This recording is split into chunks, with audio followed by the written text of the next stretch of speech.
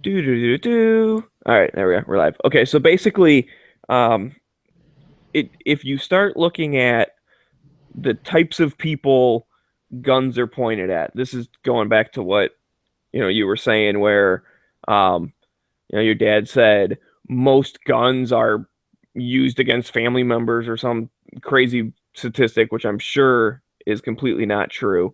Um, so if you look at it, the vast majority of guns are never pointed at anyone. They're never pointed at any human being. And then if you look at the guns that are pointed at human beings, the vast majority of those are pointed at bad guys from good guys. And then if you even look further, I'm sorry, I'm doing like five things at once. I'm sorry. Anyways, like if you look further into it, there's another huge group of guns that are pointed at bad guys, but by other bad guys. Because when it really comes down to it, gun violence is almost always a gang thing or a drug related thing or whatever. There are very few, although it happens, there are very few just straight up predatory bad guys attacking and shooting innocent little old victims. That's a very small number. The vast majority of people getting shot by guns are bad guys getting shot by basically other bad guys. Yep. And does it suck when human life is taken? Yeah, probably. But at the same time, there's some people that have chosen a life to live, and that's just kind of the statistical truth of that life is that, you play stupid games, you win stupid prizes. My dad is dumb. Well, I wouldn't say that. I don't know him, but And I not think lie. he's probably misguided or just gullible in some way. Gullible, yes. Big time Or gullible. He lets people like drink out in the front of our property. There's this drunk guy. He lets sit down in front of our property, and he's got buddies. So his buddies sit down in front of our property. And this buddy, this drunk guy that goes in there and hangs out outside, sells drugs. I told them, if you let somebody sit there in front of your property selling drugs, you are selling drugs because this is your place of business. wow, yeah, that's crazy. So they're drug dealing. I scared them away when I go over there. Just I shoo them away. Drug dealers, drunks, and sometimes a prostitute or two. Well, And the other day, somebody let's be broke in careful here. on that. There's nothing wrong with that. The prostitution? Yes, I fully agree. There's nothing wrong with prostitution. It should be legal. And All I right. probably would never pay for one even if it was legal. But I think that choice should be there. If Because the right now they're being abused and they're being taken advantage of most of the time. And if the so it sucks to be the actual prostitute because they can't get protection for what they're doing. So they have to go to like these pimps that are supposedly protecting them, but half the time they're the ones that are beating them more than like the customers are or whatever. but I shoo them away.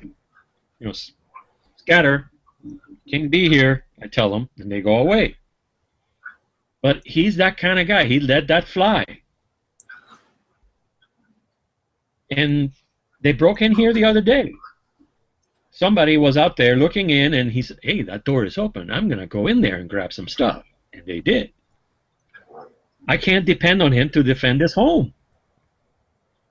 Hey, that's his problem. Well, it's your problem too because you're there. So So I tell him, the neighbor across the street, she complains to me.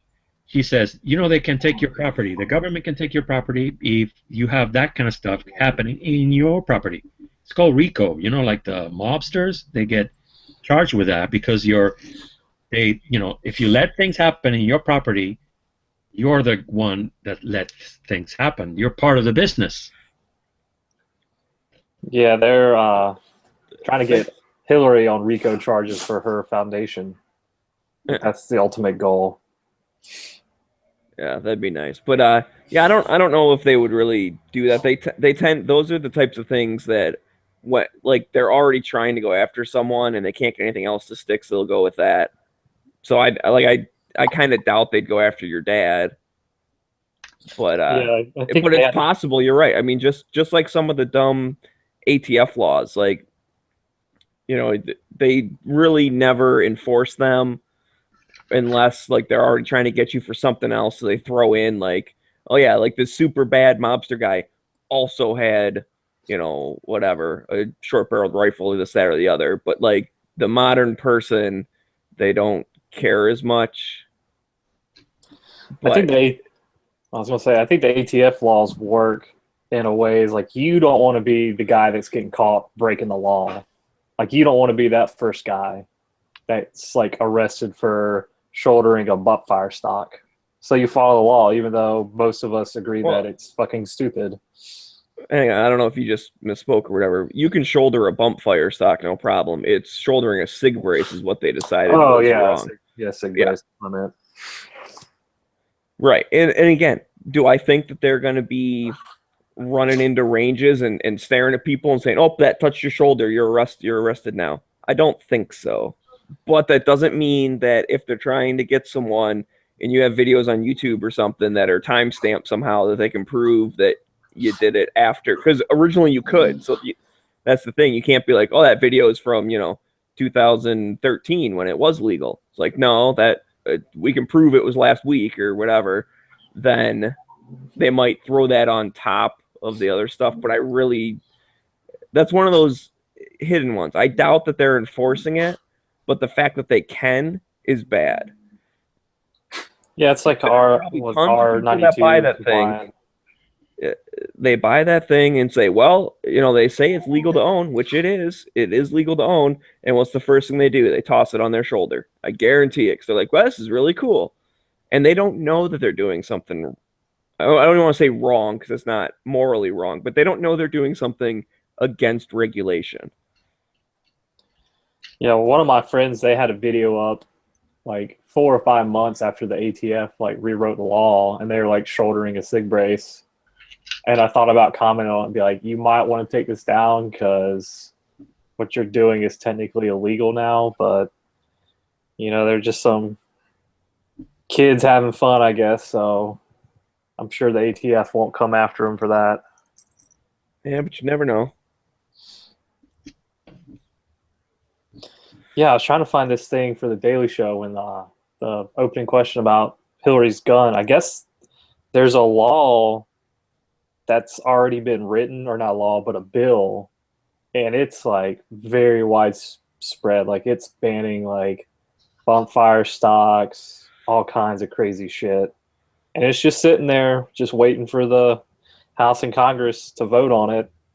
So I mean, they've got law or So bills it's already written been introduced. It just Yeah, hasn't it's already hit been the committee introduced. right now or whatever. It hasn't gone to committee, and I think it's worse than like the Feinstein one after Sandy Hook. Like I think it's essentially it bans all shotguns that can take a detachable magazine, essentially any rifle that can take a detachable magazine. I can't remember what it said about handguns, but like it was, and then they were saying that those items would be grandfathered in, but they won't be transferable. Right, which is what they did the last time with the assault weapons ban. Yeah. So it's like if you have your AR the day before the law passes, that's great, but afterwards you can't ever like get rid of it unless you give it to the police or somebody. And you can't give it to your kid, and you can't. Yeah. If you fall on hard times, you can't sell it for money. Like now, it's just turned into, it's it's locked property. Yeah, and see, that's like I tell my roommate, I was like, yeah, I've had to sell guns before to pay for the rent. So to me, it's like an investment. Like if you really need that money, you can always sell a firearm. But if they pass that law, you're kind of fucked. Right. Yeah, that one's scary. I think that sounds enough widespread that it would hopefully still get shot down. Yeah, but you never well, know. I'm not hedging my bets on anything at this point. Oh yeah, anything can happen for sure. But you know, I mean, even just look at the last assault weapons ban that got, you know, taken, like, shot down. Is that, you know, we worked hard with the people in Congress to be like, you better not pass this fucking thing, or we'll, you know, we'll make sure you never run for office again. Yeah, but yeah, I think if she does like the clean sweep, if she gets both the Senate and the House, I can see her within the first 100 days bringing up gun legislation. If not after the first like mass shooting or terrorist attack. And I completely disagree with that. So you think? I truly think that she will wait. But what would be Because her reasoning for waiting, though? the reasoning for waiting is because people lose attention span, they lose interest. Right now, everyone's on edge. Everyone's like, "Oh man, they're going to take your guns, blah blah blah, whatever." Right? Same thing with Obama. When his very first term, he's going to take our guns. He's going to do executive orders. He's going to do this and that, blah blah blah, whatever. And he didn't do anything. So then a little bit later, all of the Democrats that, you know, were supporting that, they can sit there and be like, "See, we didn't want to take your guns. What are you talking about? You're just a crazy tinfoil hat. You're a gun nut. Blah blah blah blah blah. You're a racist. All this shit." Just like we'll all get called sexist because, you know, because we don't like gun laws. Therefore, because she's a woman, it's because she's a woman we don't like the gun laws. Like, no, we don't like them no matter who proposes them. But whatever. And then a little bit later, they'll throw in some stuff, just, you know, little things here and there, at least from her point of view, of just like executive order type stuff, import bans, or, you know, whatever, just little things. And everyone's going to fall asleep on it and not even know what happened. Well, see, I feel like Obama didn't do anything in his first term is because I think in 2010 he lost the House and the Senate like big time, so he couldn't. Okay, well, he had 2 really. years to do something. He didn't. Well, And I don't that think helped she'll secure wait. that's helped secure his second term.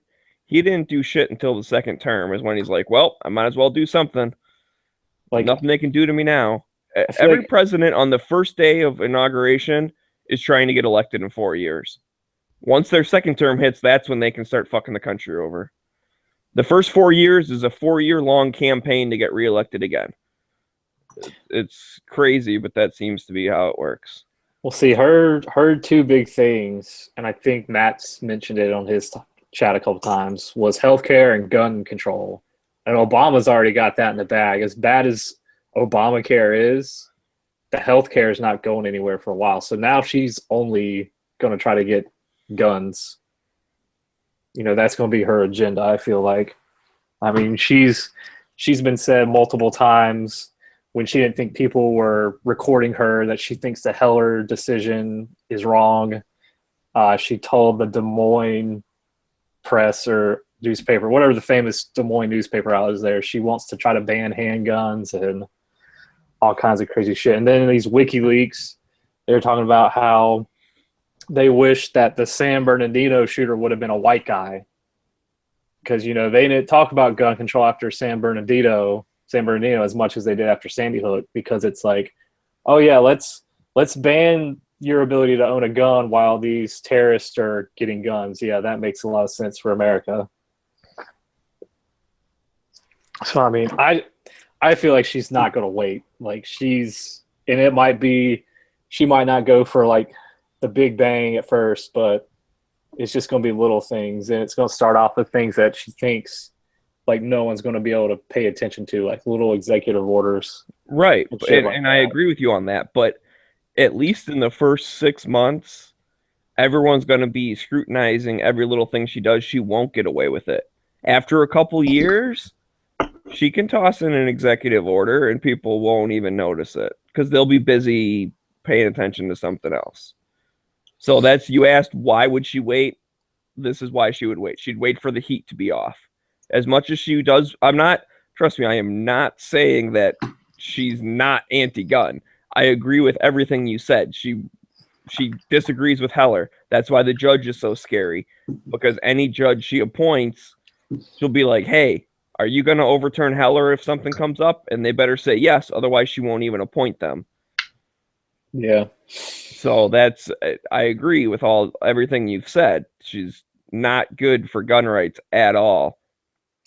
However, I think that she will wait for the heat to be off her a little bit and then try and sneak stuff through, which just means we have to be vigilant the entire time, which people like us, people in this community, we already are. The problem is getting the general people to care as much as we do. That's the hard part.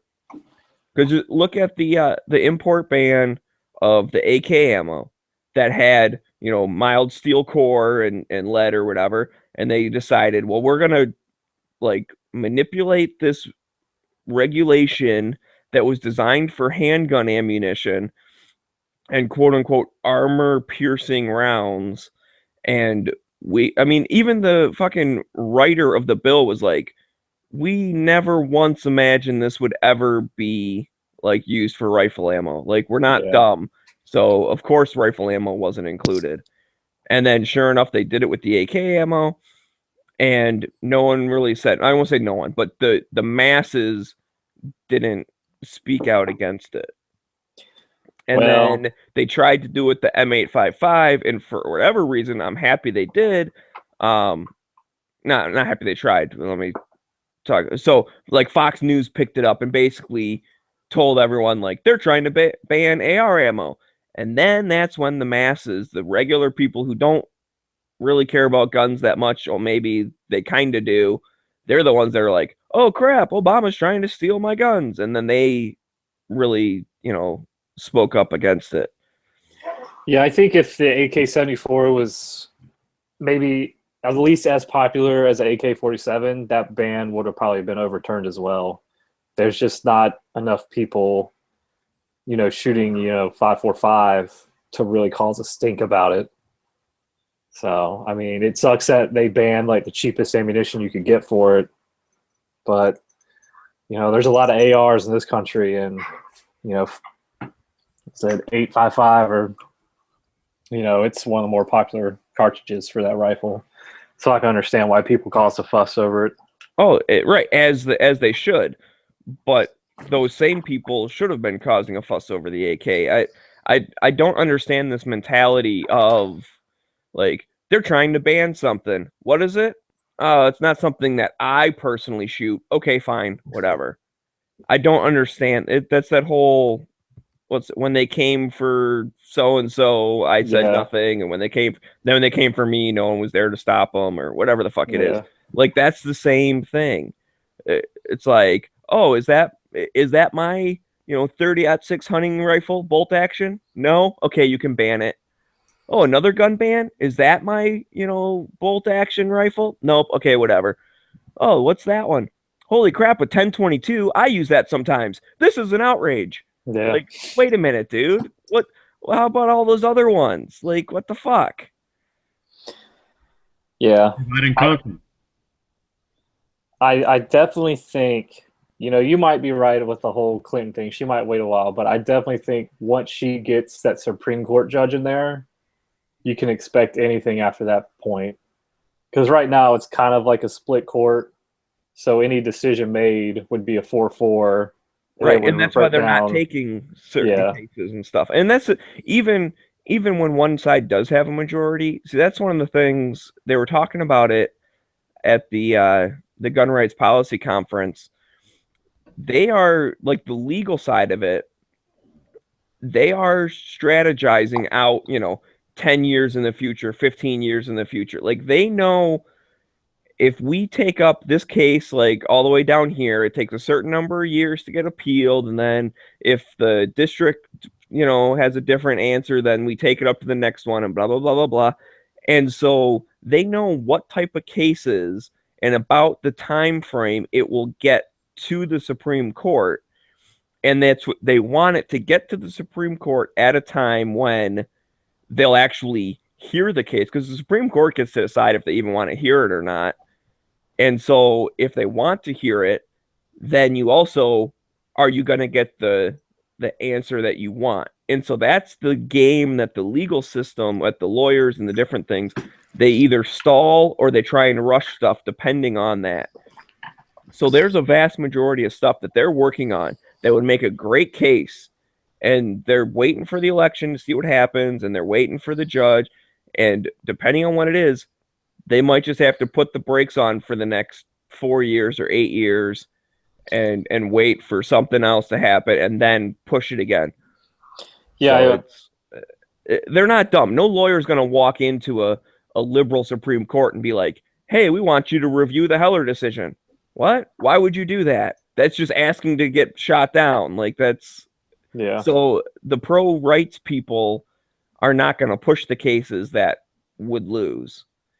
Yeah, I was about to mention, like, I was listening to Every Second Matters. I don't know if it was this month or last month, but I think Sean from the Florida Carry Group or whatever, he was talking about how, like, if Hillary wins and she gets Scalia's old seat, but like Ginsburg said she'll retire, and then Clarence Thomas said he's thinking of retirement, and he was saying, like, if she gets 3 judges in there, like, they're gonna have to, like, put stuff off for like 20 or 30 years that's potentially, like, pro-gun, but wouldn't get upheld because there's 5 or 6 Supreme Court justices that are vehemently anti-Second Amendment, which sucks.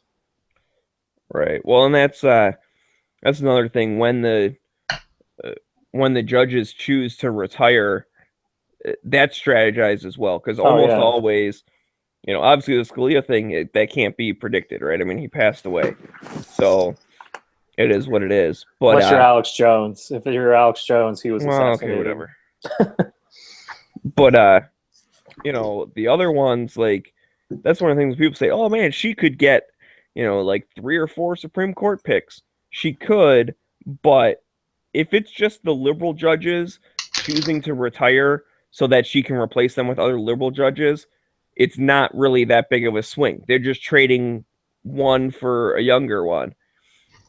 Yeah, so that's why the Scalia thing's important, because it's like, shit, man, that's going to swing at 5-4, liberal, and then that also means that the other conservative judges absolutely cannot retire. Yeah. And if something happens to them, then she gets to replace another one. It's like, all of a sudden you have a whole, like, they're all liberal. That would be bad. Like, I think if Trump gets elected, I think if Scalia was still alive, he might have thought about retirement as well as Thomas, because they're old, like, and if they can get 2 young conservatives on there, like, if Ted Cruz got on there, I feel like our gun rights would improve over the years instead of, keep getting taken away from us. But, that's a long shot at this point, unless every poll I look at every day is just completely wrong.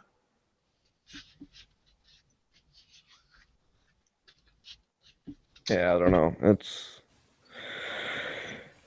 The Supreme Court, that's one of the things, man. They do have a lot of power, but they're slow moving.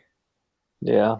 You got to play the long game, and too many people are worried about what's going to happen tomorrow and not thinking about 20 years from now. But that's how it's always been. The people in the know, they know how to work the system in their favor, and both sides are playing against each other, and they're both, good at what they do in that atmosphere. Because, like, one of my roommates, she's kind of like a moderate Republican, and I think she's going to vote for Clinton because she hates Trump. And then my other roommate, her boyfriend, he's kind of undecided, so I'm trying to swing him more towards, like, the conservative side. And she's like, I don't see what your big deal with Clinton is. I was like, if there wasn't a Supreme Court seat up for grabs, I wouldn't feel as bad.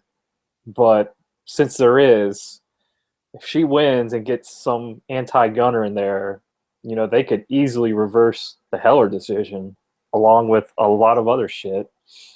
And that's, like, a scary thought to me. Yeah, that definitely is. And, I almost wonder if sometimes people like that, if they don't care as much about guns and stuff, it's almost better to bring up like just look at all the other stuff about her. Like I don't understand how Democrats are happy about her because she is pro big banks, she's Yeah. pro war. Yep. You know, like there's hang on a second. Yeah, like my whole the rest of my family's all like diehard Democrats, and even they're just like, I don't think Hillary's liberal enough on stuff like, going to war and shit like that. I was like, oh, so you want someone like Sanders in there? She was like, no, because his whole let's give people free shit plan won't work in the long run. But yeah, they are 100% on board the Clinton train, even though all these WikiLeaks are coming out just saying not only how horrible of a person she is, but how just corrupt the DNC has become.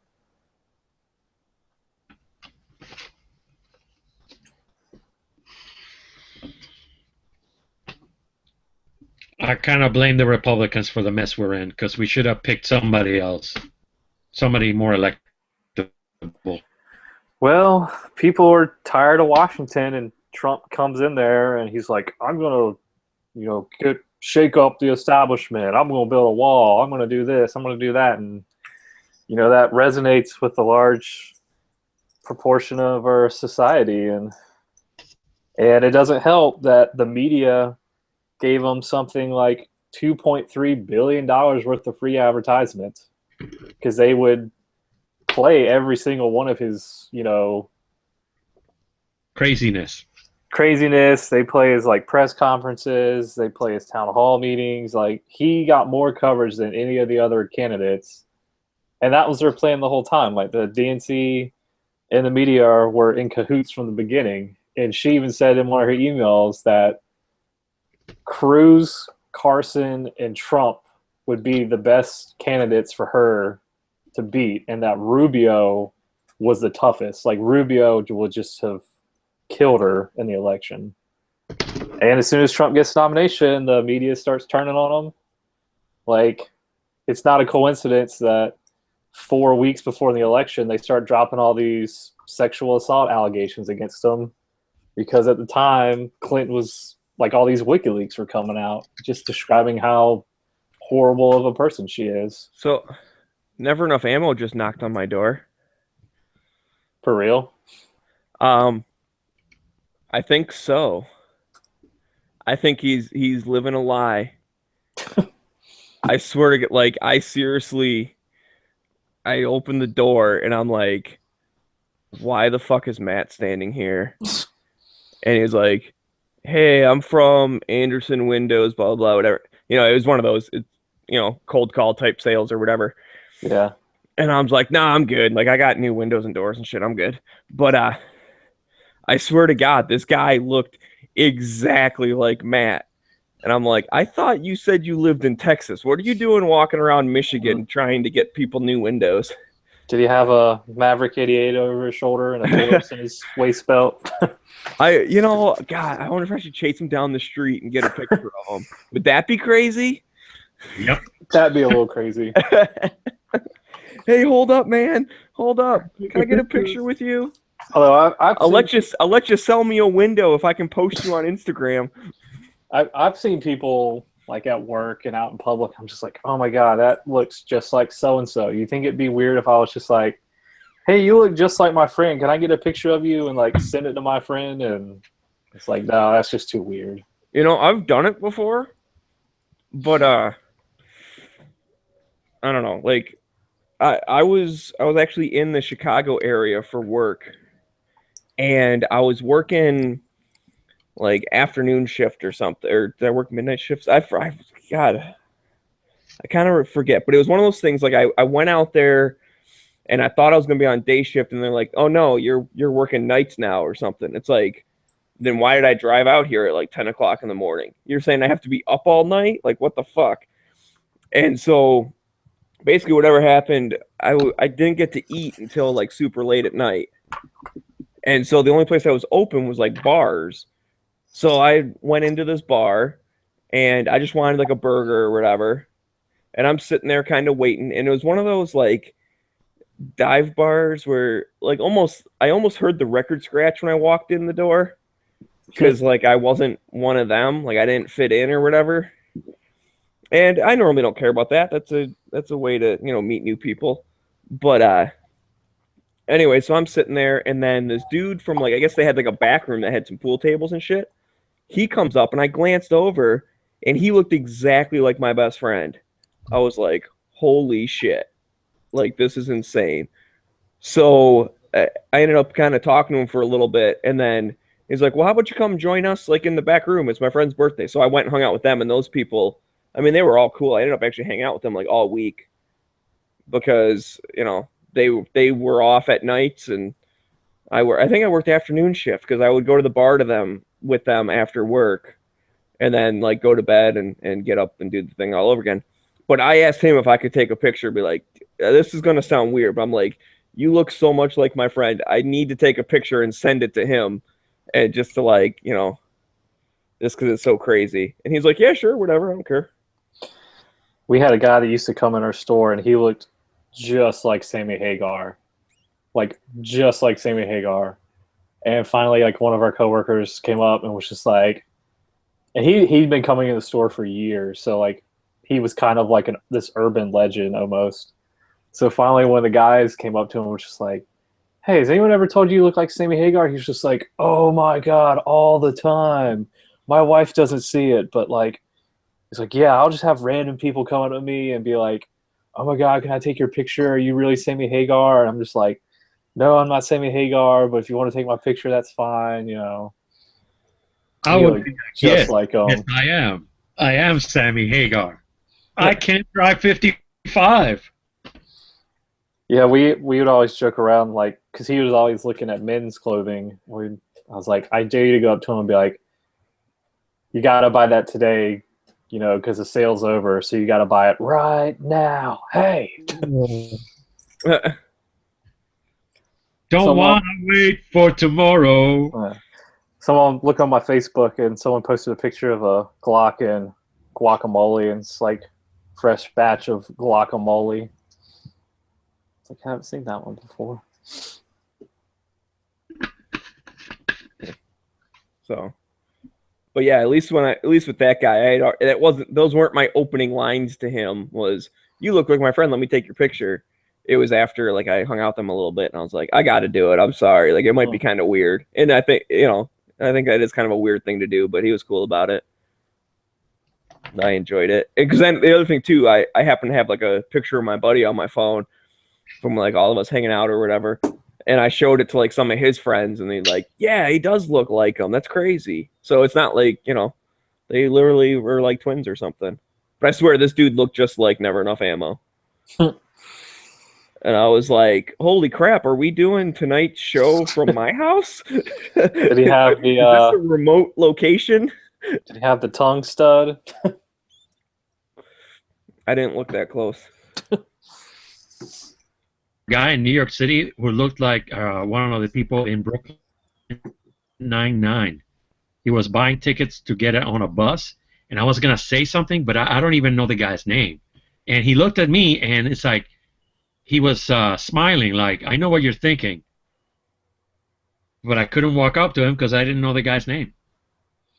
It's a mystery. Now I will always think of, was that the guy? Never know. It could have been. It could have been, but I didn't want to bother him, and sure he doesn't like to be bothered. I'm gonna say that's got to be kind of weird. It's bad enough, like, famous people get bugged when they're out in public, and part of me is thinking, well, that's kind of the price you pay. So like, if you don't want that, don't become a movie actor or whatever. But the other side of it is like, you didn't sign up to look like someone who happened to become famous. Like that's not your fault at all. And to get bugged all the time, it might be kind of cool, like sometimes, but there might be other times just like, just leave me alone, dude. In fact, I bet famous people are like, "Nah, I'm not really him," but I get that all the time. I get that Like, all the time. Yeah.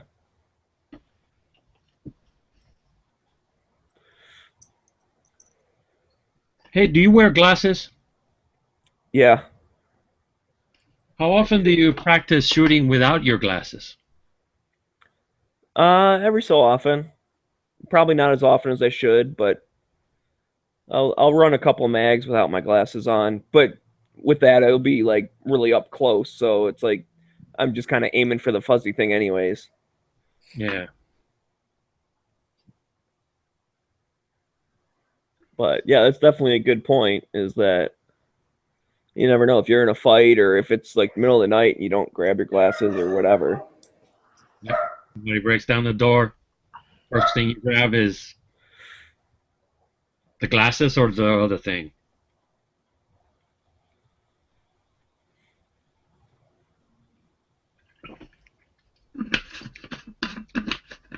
Yeah, Something I definitely think it's important to practice stuff that's maybe unlikely to happen, but just putting yourself in uncomfortable shooting positions or you know doing something like I've done some shooting out in the cold just to be like, what is it like when your hands are really cold? Because it's amazing when your fingers don't work that well. It's like, holy crap, you really do have like a couple of cinder blocks as hands, and you're trying to change a mag or like clear a malfunction or something.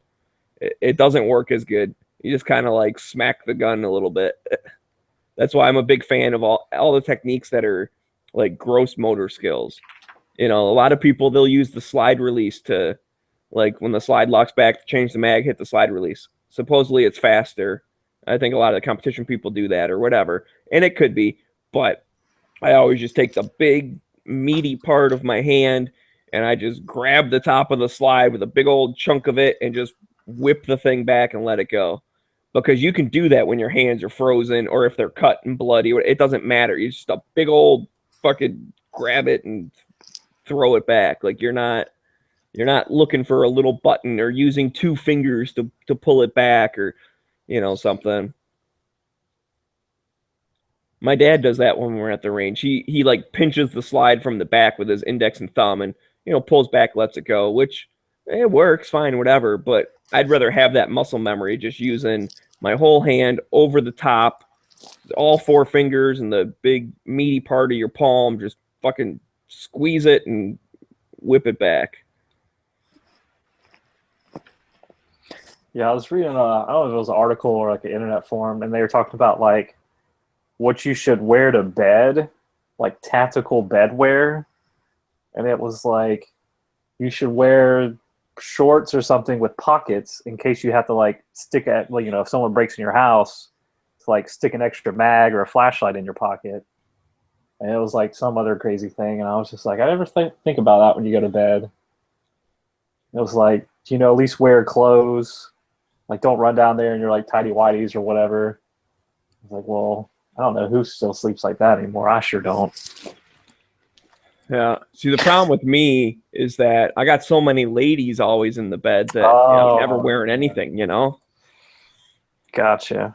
Like I always try to wear something like if the house caught on fire and I had to run from the house, I'm not sitting out there in like my boxers and nothing else. That's kind of how I sleep. Unless it's really hot.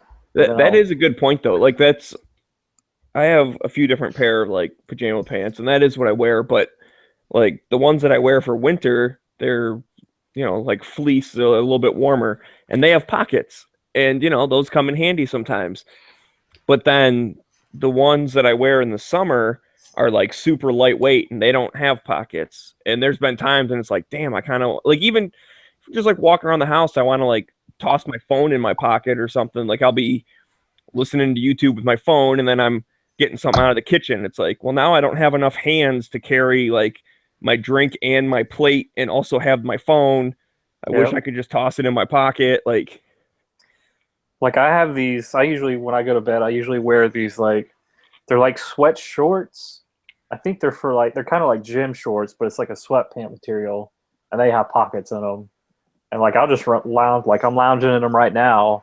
And like, if I need to go outside, I can throw like my sunglasses or my phone in the pockets and not have to worry about it. Yeah. Like I'm just waiting for like, the tactical sleep set. That's not a Yeah. bad idea.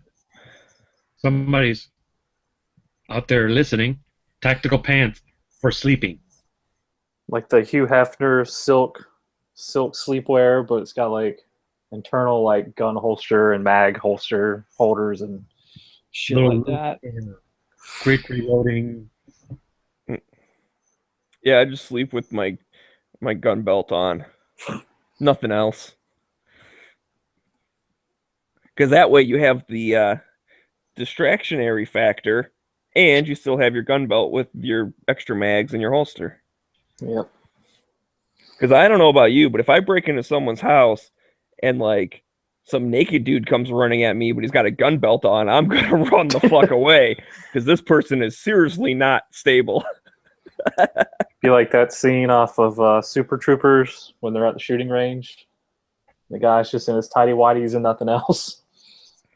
Well, no, it wasn't even that. He was Or yeah. naked. He just had a Or the cup or something. yeah, it was a bulletproof Cup. cup. Yeah, that is important, dude. I don't want that getting shot if I'm in a gunfight.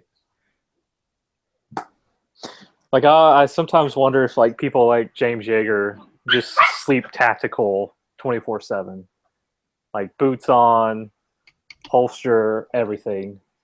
Maybe with just like the gun as bedside. I thought of posting if I went to the range and I got really good, like a target page, right? Folded, and then like if I could get like a happy face on the guy's outline and maybe a couple of heart things, and I would put think about it, so the crook goes to the door, opens up that piece of paper, looks what I've done, and reads think about it, and he'll run. I'm hoping. My roommates, when he first started getting into guns, him and his girlfriend went to the range and practice, and they kept it. It's like a guy. It looks almost like a Halloween decoration. It's a guy in a ski mask with a big butcher knife, but there's holes all in them, and that they autographed it like Nicole's first time at the range, Cameron's first time at the range, and it's just chilling in our garage. They actually framed it in like a cheap, like those cheap poster frames with like the plastic, glass like material, and it's just hanging in our garage right now. Yeah, we had something on like my front door. Basically, when you open the front door, you're staring right at like this closet door. So there's just like a little landing with a closet right there. So then you have to like turn right to get into the living room. And for a while there, my ex had one of her targets. It was a silhouette, and she had it hung up on that closet door. And I was like, I don't really care. You can do whatever the hell you want. I think she thought about that, like, oh, if I'm home alone and I open the door and it's one of those where someone thinks that they can like, push past me, like, because that happens sometimes, right? They knock on the door when you open it, they push in and they run in. It's like maybe if that's over my shoulder, they'll think twice. Yeah. But I don't know. I don't think it hurt anything. It's whatever. Like, maybe the delivery drivers were just like, huh, that's kind of a weird thing. Like the My Little Avatar, the zombie pizza guy. I think I had him hanging up for a long time. And people are like, is that like a Halloween decoration? I was like, no, that was a target at one point.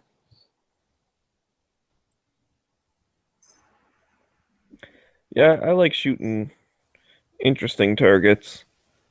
Like I think I had like a normal target, and then I think I got that one for the last 50, 100 rounds maybe.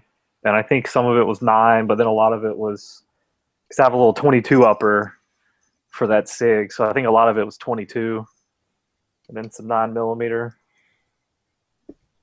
I found some cool stuff. I think they were for like airsoft targets or something, but it's a bunch of different like zombies and stuff, but they're just like on like a sheet of paper.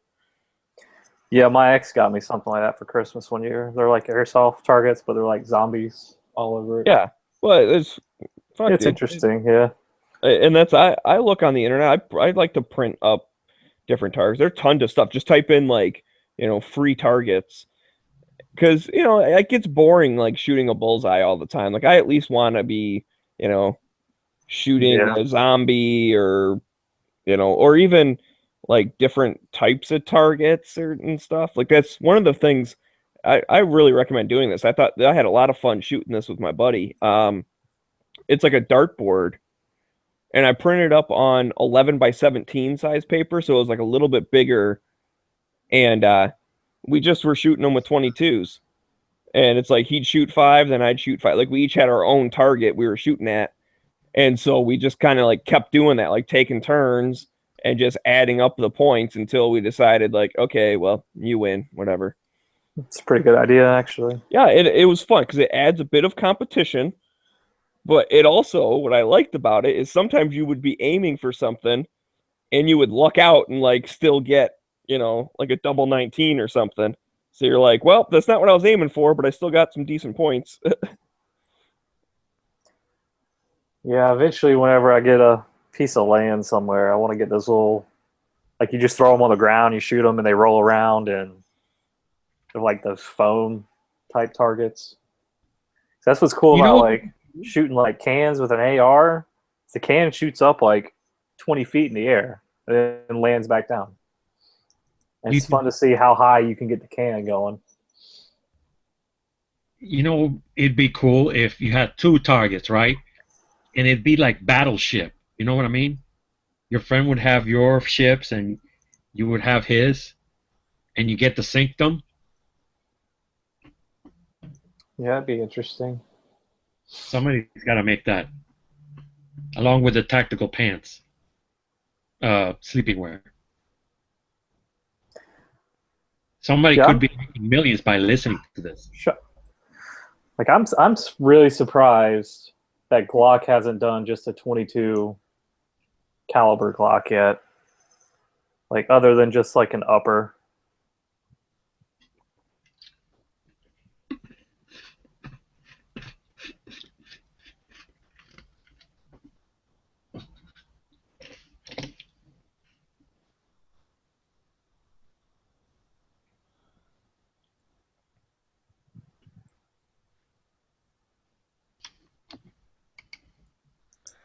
Oh, god damn it. Dude's going to kill me. Fucking Sparkies. Can't stand them.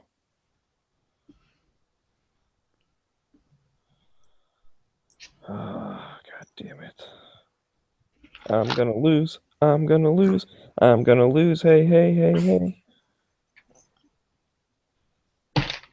So any Sparkies. topic ideas for hit or miss? 2 fucking Sparkies. Fuck you, you douche. How about fucking douchebags that use fucking Sparkies? Like a bunch of fucking dickhead. Dude, oh, thanks. Go fuck yourself. I hate this fucking game sometimes. What game is that? Clash Royale.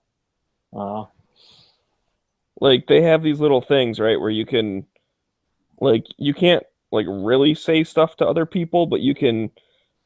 It's like you can say like good game, good luck, thanks, and then there was like happy face, sad face. Like there's different things, but this dude, like after he fucking kicks my ass. Well, I was hanging in there for a little bit, but he played this fucking Sparky thing, which it's like super fucking powerful. It's so annoying because it basically just obliterates anyone that's like nearby. So you have to like put 2 different things down so it shoots one direction because then it takes some time to recharge while the other things can be attacking them.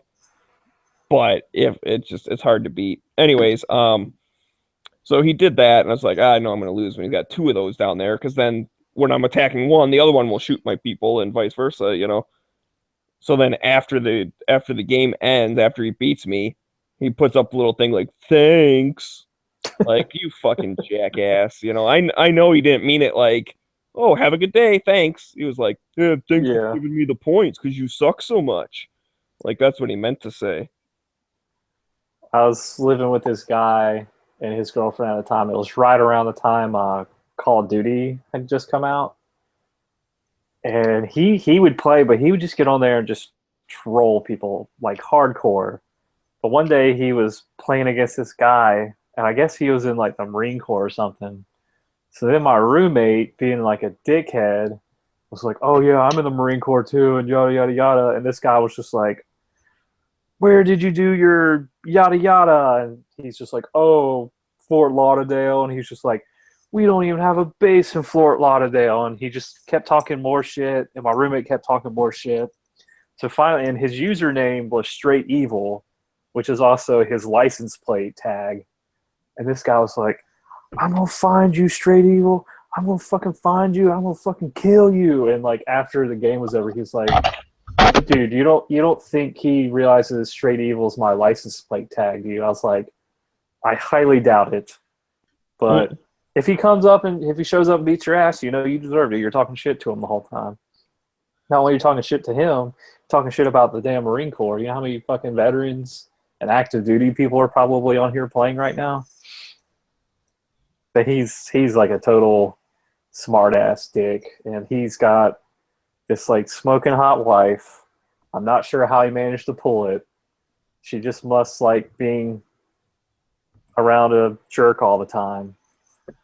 Because like my other friends would be like, "Man, I don't know why John is still or Jackie's still with John. He's such a total dick." Some people just have it, man. I don't know how. Animal magnetism. Like he got super pissed because he kind of planted this idea in her mind to get breast implants. So she finally like was gonna go through with it. She goes to the doctor to get it done, and she like kind of bails at the last minute. And she comes home and she's like, you can tell she's been crying, and she's still kind of like, you know, crying a little bit. I was like, "Oh man, what happened?" He was like, "Man, we get there and she fucking like chickens out at the last minute." I was like, "Well, dude, it's her body. You know, I don't think you have any right unless you were gonna pay for it to get upset with her." Well, But even if you're gonna pay for it, I mean, yeah, that's like if someone walks up to me, be like, "Dude, I want you to get a third arm coming out your forehead." I'd be like, "No." And I'd be like, "Well, I'm gonna pay for it. I yeah. don't care if you're gonna pay for it. I don't want it. Like, I have a right to not want something." She eventually did get it done, but I was just like, "Wow, man, kind of a dick move."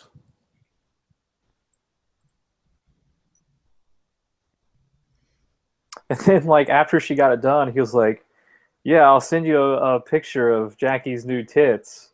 And I was like, "I like tits, so that would be fine, but I don't think she would appreciate it that much." Yeah, I don't. What? Yeah, he was like, "Oh, Jackie finally got her boob job. I'll send you pics." I was like, "Okay." Like, I'm not sure you just got married. That's probably not something you should be doing to your wife. And they need healing. Yeah, so I'm sure. But apparently she went to some bigwig doctor in Los Angeles and he did it, so they probably look pretty good. He never did send a picture. I'm sure she wasn't too thrilled about that idea. Well, not if he tells her that's what he's gonna do, but he could still have taken a picture for himself and then just share it. But yeah, that's weird. As a friend, like, Yeah, I think you it know what was I mean? more. I think it was more so of like, "Hey, you're single. Look what I get to like hook up with every night" type deal. I'm just like, all If right, you really whatever. want to piss him off, you send it back. You're right, I'm single. Guess what I'm now gonna think about every night. Yeah, And then it'll be like, oh, wait a minute. Yeah, that didn't work out very well. it's like, hey, congratulations, you got one vagina for the rest of your life. Have fun with that. But like, her mom is like, What the heck's that black thing? if you looked up the definition of MILF in the dictionary, like, there's a picture of her right next to it. Like, her mom's like gorgeous for her age, so she'll probably age pretty well. That is an important thing when you're dating, dude. You gotta look at the mom. If you're planning ahead that far. Yeah, my ex, like, she was pretty good looking, but like her mom was just like did not age very well, and I was like, if this is what I'm stuck with the rest of my life, I don't know if this is gonna work out. But we know breaking up anyway, so I don't have to worry about that anymore. Oh, he's got. Oh, that's pretty fucking fancy. Hell yeah. Who's got the cool German Shepherd pick? Looks just like our German Shepherd.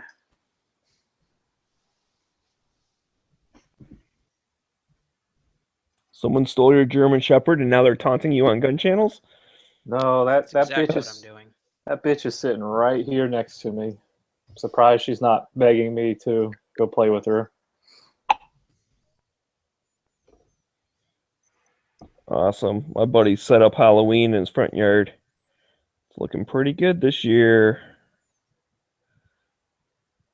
Yeah, one of the guys I work with, I don't know if you heard about the GOP headquarters getting firebombed in North Carolina.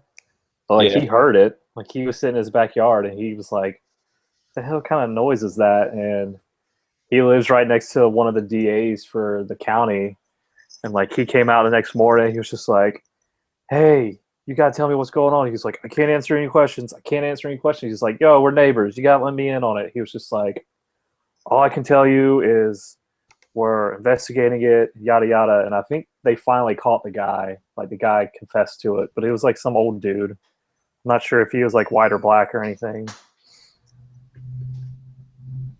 But he was telling me that all the absentee ballots were in there and they all got burned. And the county's like, I think it's a heavily Republican county. I was like, oh, so that's like fucking voter fraud right there. He was like, yeah, pretty much. Why would a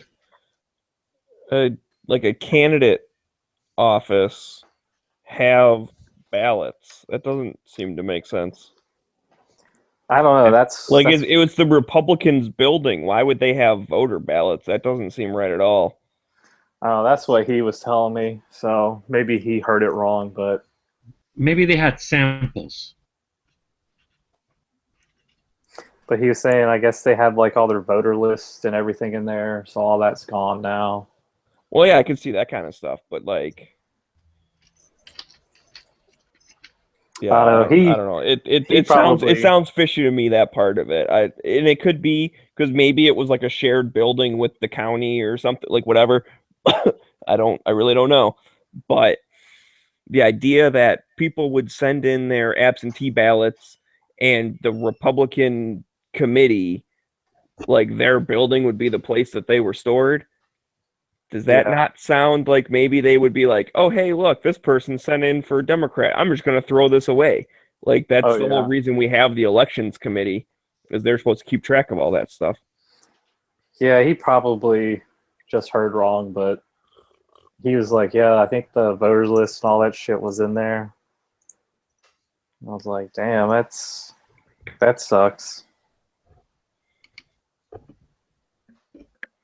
Well, the Republican Party in Florida knew that I had absentee ballots, so they gave me a call. So, but the ballot comes from the supervisor of election for the county.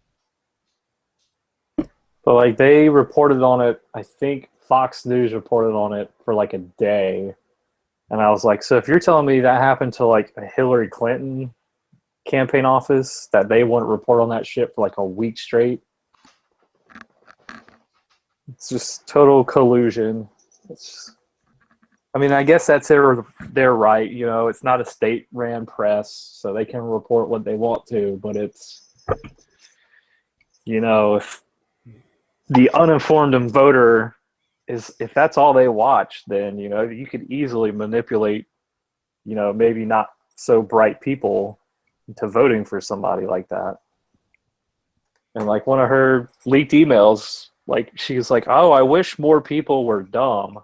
So they wouldn't question stuff we're trying to pass and trying to Well, do. both parties want dumb. Oh I yeah, mean, she I'm might have sure. just been the one to say it, but they both think that's true. Yeah, I'm sure there's some Republican emails floating around that say the same thing.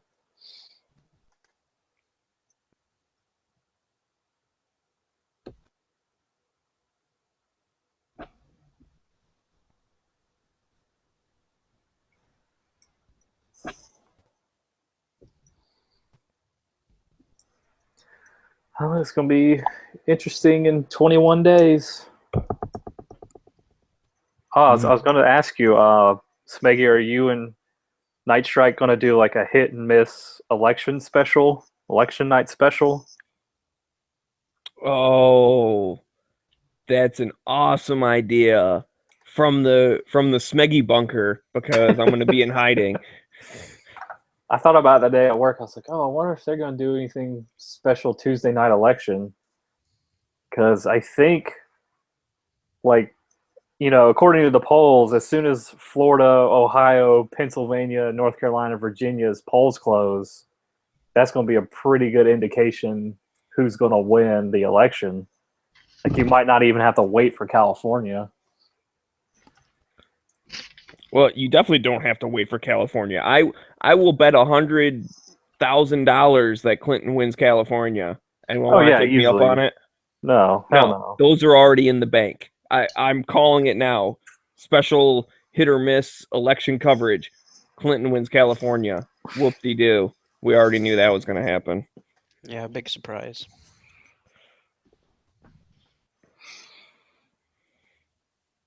So yeah, you're right, and it is interesting that the swing states that really matter, because again, they pretty much know certain states. I've seen all the different maps where like you'll either be solid blue or solid red, and then if it's a fainter color, then like those persons only winning by like a couple of points or whatever in the polls. So those faint states are the ones that are important.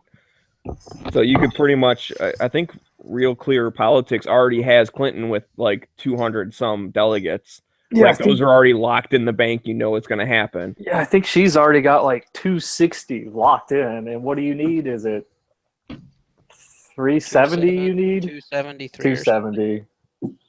Yeah, so she only has to win like Ohio or Florida, and she's got the election.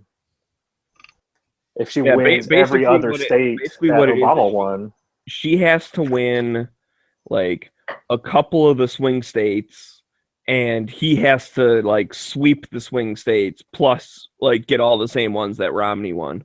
Yeah. In fact, he might even lose what's the Mormon one? Utah, yeah.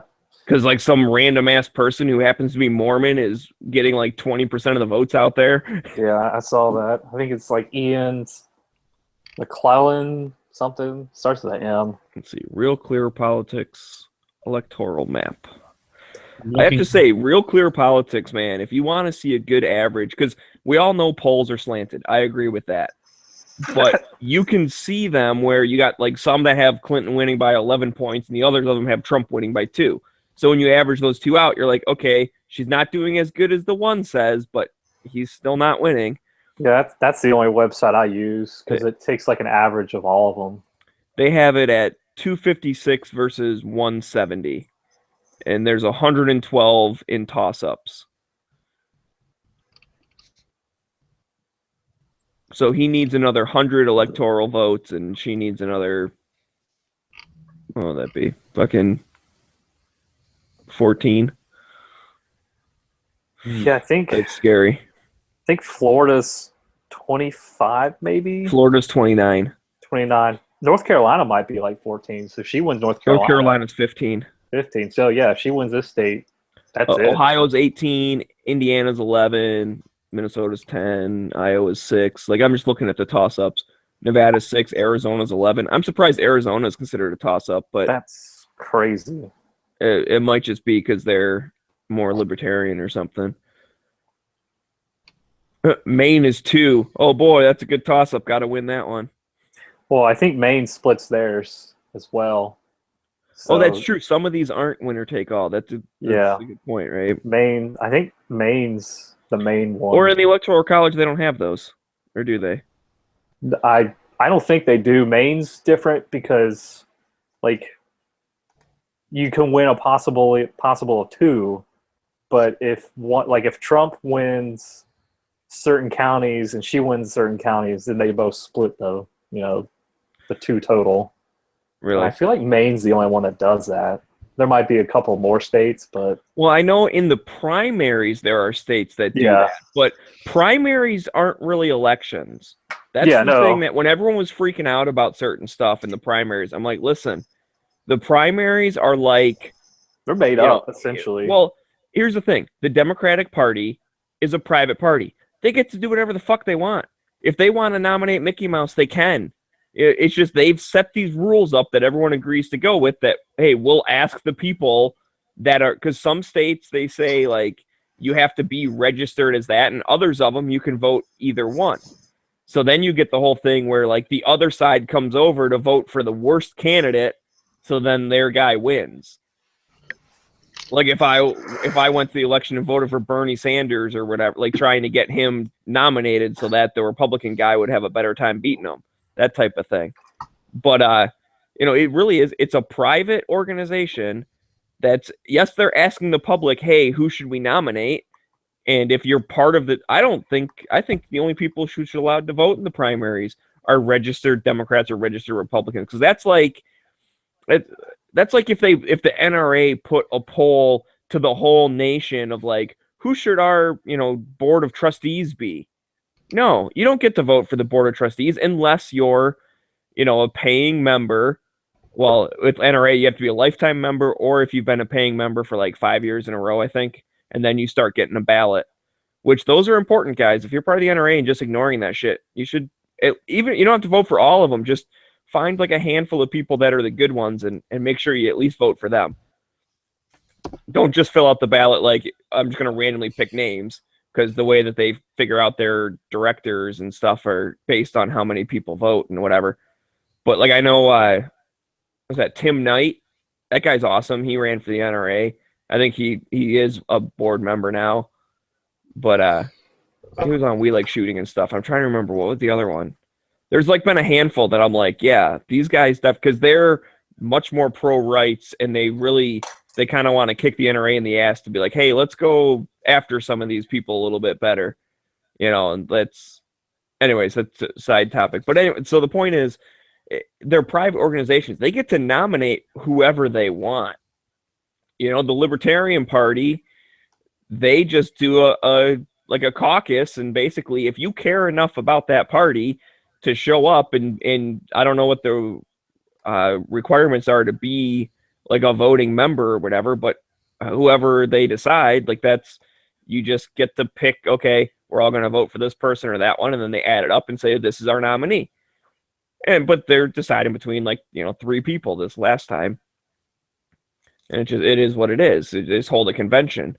But whatever. All these people got all pissy about the primaries, and it's like, dude, they're allowed to do whatever the fuck they want because they're a private organization.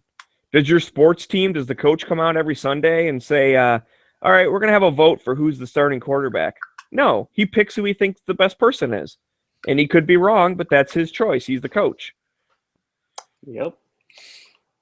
But when you get to the Electoral College, that's where I thought it was winner takes all. But maybe there are different things in states, but I would think that they all have to be the same. Speaking of Sanders, check out my Facebook, and someone posted, it's like a Being Libertarian page, and they posted like a tweet from Sanders and then a follow-up tweet by Ben Shapiro, who's like this conservative guy. And Sanders' tweet was like, to my Republican colleagues, if you don't have the guts to defend your ideas in a free election, get another job. And Shapiro's response was, you endorsed Hillary and then bought a vacation home, socialist hero. That is a good response. Yeah, no, wasn't that one of the emails? I saw this thing. It just came out like the other day or maybe earlier today even. I don't know. But it was Steven Crowder, like the 10 Hillary emails you need to see or something. I posted that on my Facebook last night. It was pretty damning. And one of them was basically, I forget who it was between, right? Because these are all like, they're finding emails from like one person to another one that just like she got copied on or whatever. But they were talking about Bernie and was like, we need your people to back her, even though we know that they disagree with her so strongly. Like there was some type of, Yeah. Basically like, come on, dude, like don't throw this election. Don't be a jerk. Go convince all your stupid liberal hippie people to vote for Hillary. See, I would have loved Sanders, especially because he gave the speech at like the DNC, whatever convention, but like the first day there, it broke that, they had rigged the election essentially against him. I was like, I would have loved for Sanders to get up there and been like, "Go vote third party. I'm gonna run independent. Let's show the establishment we're not gonna take this anymore." And then he could probably run Green Party or something. Yeah. He probably That's winds up. That's what Jill Stein was like. If you want to run Green Party, I will like step down as their candidate because he would win. He'd probably win at least a couple states to where like it would throw the election to where no one got to 270, and then it would go to the House of Representatives, and they would actually pick somebody that would actually be worth a damn. Well, I guess maybe I don't know exactly. When it goes to the House, do they get to like just pick anyone? Like it just whoever, or do they still have to pick from the people who ran? No, I think they can pick anybody. So that'd be crazy if it's like, oh, no one won the general election, so the House picks fucking John Smith. And the guy's like, what? Like the Democrats would Why'd you pick me? Like the Democrats would nominate someone, the Republican would nominate someone, and they would just vote on it like they do a bill. And there's more Republicans, so it would be a Republican president. Yeah, but wouldn't it still basically be between Trump and Clinton, though? I don't think so. Like, I think they can nominate whoever they want to. Like, I'm not 100% on, like, the rules, but it sounded like... Has it ever happened? No, it's never... Well, the only time it came close was the election between... I'm trying to think. It was during Reconstruction, and the Democrat won the popular vote, but lost the Electoral College, and his Republican opponent won the Electoral College, and they made some deal, or maybe it was reverse, and they made some deal. Essentially, the Democrats were like, all right, the Republicans will give you the presidency if you end Reconstruction. And that's how Reconstruction ended. And then after that, you get all these Jim Crow laws. You get, rise of the KKK. So it was like a piss poor strategy, I guess. But, the South got what they wanted. They wanted the end of Reconstruction, and that's how they got it. I think it was Rutherford B. Hayes. Yeah. 1870 something's election, 78, 76 election. 36. Yeah, I had to do a report on it in college. It was pretty interesting. If no one gets the 270, the House and Senate get to choose the president and vice president. The House gets to choose president, and then Senate and vice president off of the two people with the most votes. So they do pick between the people that are already running. Yes. Okay, that's how I thought it would work, but I didn't know.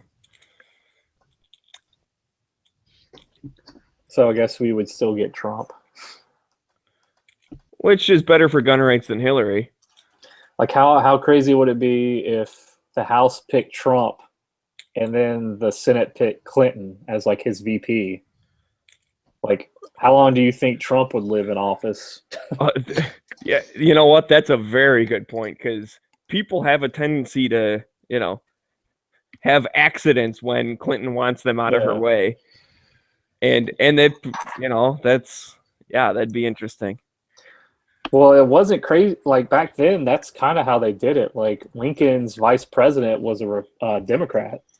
And I think elections before that, like if a Democrat was in office, it wasn't a crazy idea that they would have like Whigs on their, cabinet positions or a Whig vice president. Well, yeah, and it part of that is because they used to actually, care about like different opinions. So it'd be like, okay, I'm in charge, but I'm going to have 10 advisors, and half of them will like agree with what I think now, and half of them will disagree with what I think now, and maybe they can change my mind because I want to get the best people possible. I don't care like what their label is. I want the person who's the best possible. And nowadays, that is not the case. They say, I want the person who's going to suck up to me the most and tell me that I'm right and that I'm awesome and completely agrees with everything that I already think. Or who gave me a lot of money. Or who gave me a lot of money, yeah. But generally, the people who give money, they're not looking for cabinet seats. They just want, bills passed that helps their company and hurts competition. Remember the guy who was in charge of FEMA during Katrina? He got the job because of money. He wasn't qualified. Oh, was it Michael Brown? Yeah, something like that. Yeah, I remember that fiasco. Well, it's just like, they're talking about that if Clinton wins, Bloomberg might be in her cabinet. I was like, I don't know if that's a good idea or a bad idea. Is it good because he won't be trying to like pass all these fucking referendums on states for like universal background checks, or would he just? No, he would just pay. No, he still would, because here's the thing. Now, instead of having to pay for the stuff, he can go to the states and be like, hey, states, how about you guys pass this? He won't have to go to the people anymore. He can go to the government, be like, go ahead and pass the stuff that I want. And, when you're asking for more money for your roads or your schools, like, I'll put in a good word for you. Yeah. Well, it's too bad Tony's not out in the chat. I don't know if anyone else will appreciate this, but Tony the other day was bitching kind of about squirrel hunting, how there's a bunch of like people who are out in the woods deer hunting so that they screw it all up or whatever. Well, there's 3 squirrels in my backyard right now that I could throw a rock at. So I don't know why he's complaining that squirrel hunting's so hard, because these things would be really easy to shoot if I wanted. Like, I thought about trying to dig up my old pellet rifle and just try to shoot squirrels from the backyard. Holy shit, there's 4 squirrels in my backyard. That's insane. They're gathering together. Well, 3 of them are like having an orgy right now. What the fuck's going on? Why? I think they're fighting, though. I don't know what they're doing. That's kind of creepy. They're conspiring against you. Let me see if I can fucking turn this thing here. Where's my mouse go?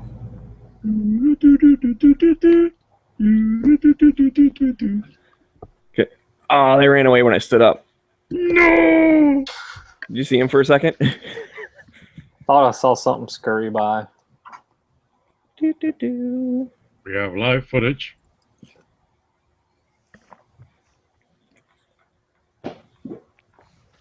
Oh, well. Anyways. I gotta go take this damn dog out. I guess she's gotta use the bathroom. I'll be back in a second. The wonders of the internet. We almost saw a squirrel in Michigan live. No, you almost saw 3 squirrels in Michigan fighting each other. 3. They broke it up when I stood up. Now they're running around in my neighbor's tree. I bet they don't care who the next president is. Probably not.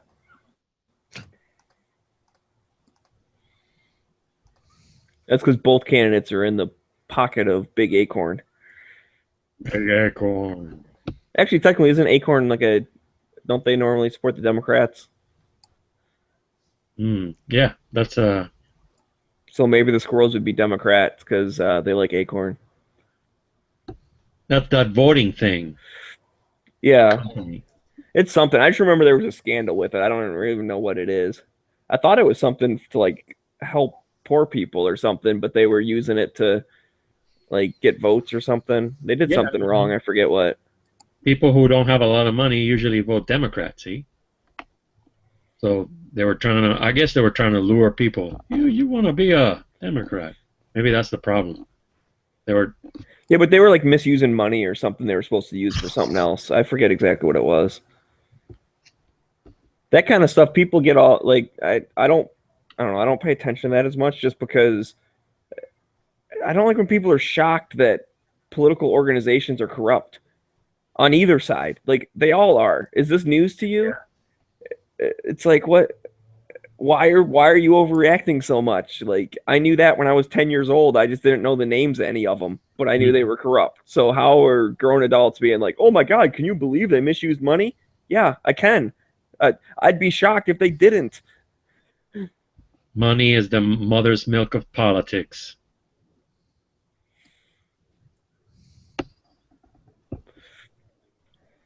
It was kind of like when the Snowden thing came out with all the NSA. I remember there were so many people that were all like, "Oh my God, can you believe it?" Da, da, da. I'm like, "Yeah, I can." I told you they were doing this when they passed the Patriot Act, and you called me crazy, conspiracy theory. Dude, And now I've been proven right, and somehow I'm still the conspiracy nut.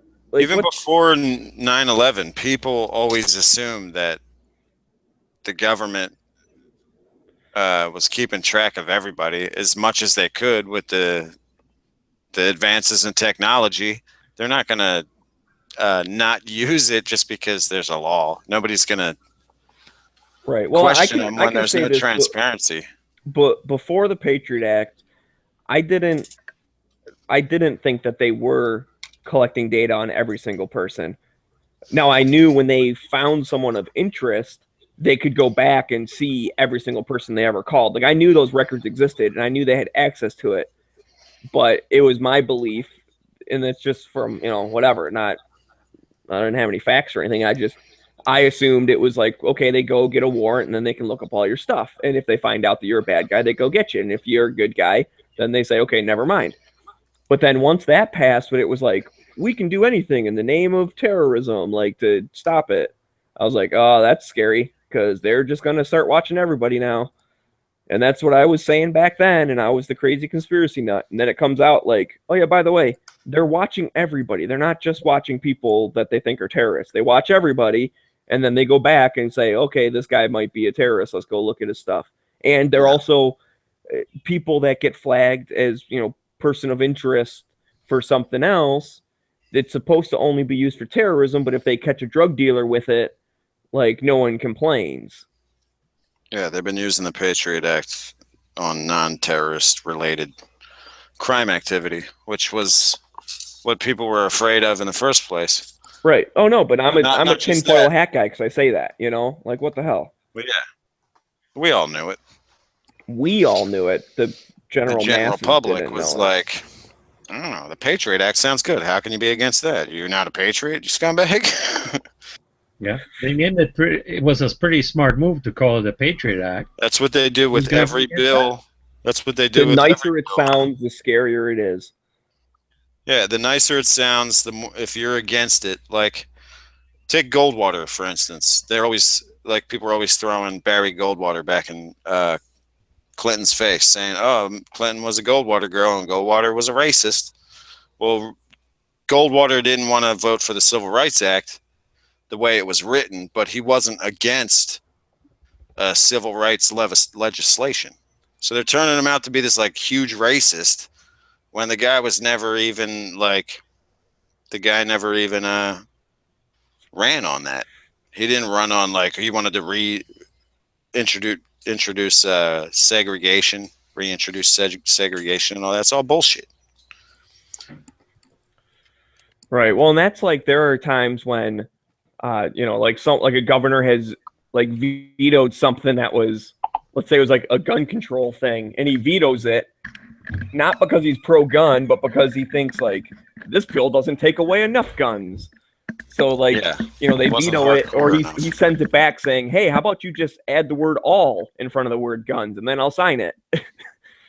And so you got to be careful sometimes when you see that stuff, but that's why they name that stuff, because then in the next election you can say, look, like I said, you can do it against Democrats, be like, oh man, he voted against the, keep guns out of criminal hands.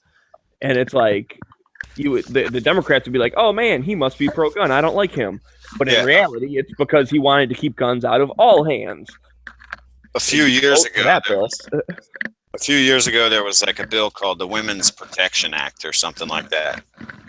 And like Cruz and Rand Paul and a lot of Republicans voted against it, and they were like, "Look at these scumbags that voted against this positive female legislation or whatever that would whatever."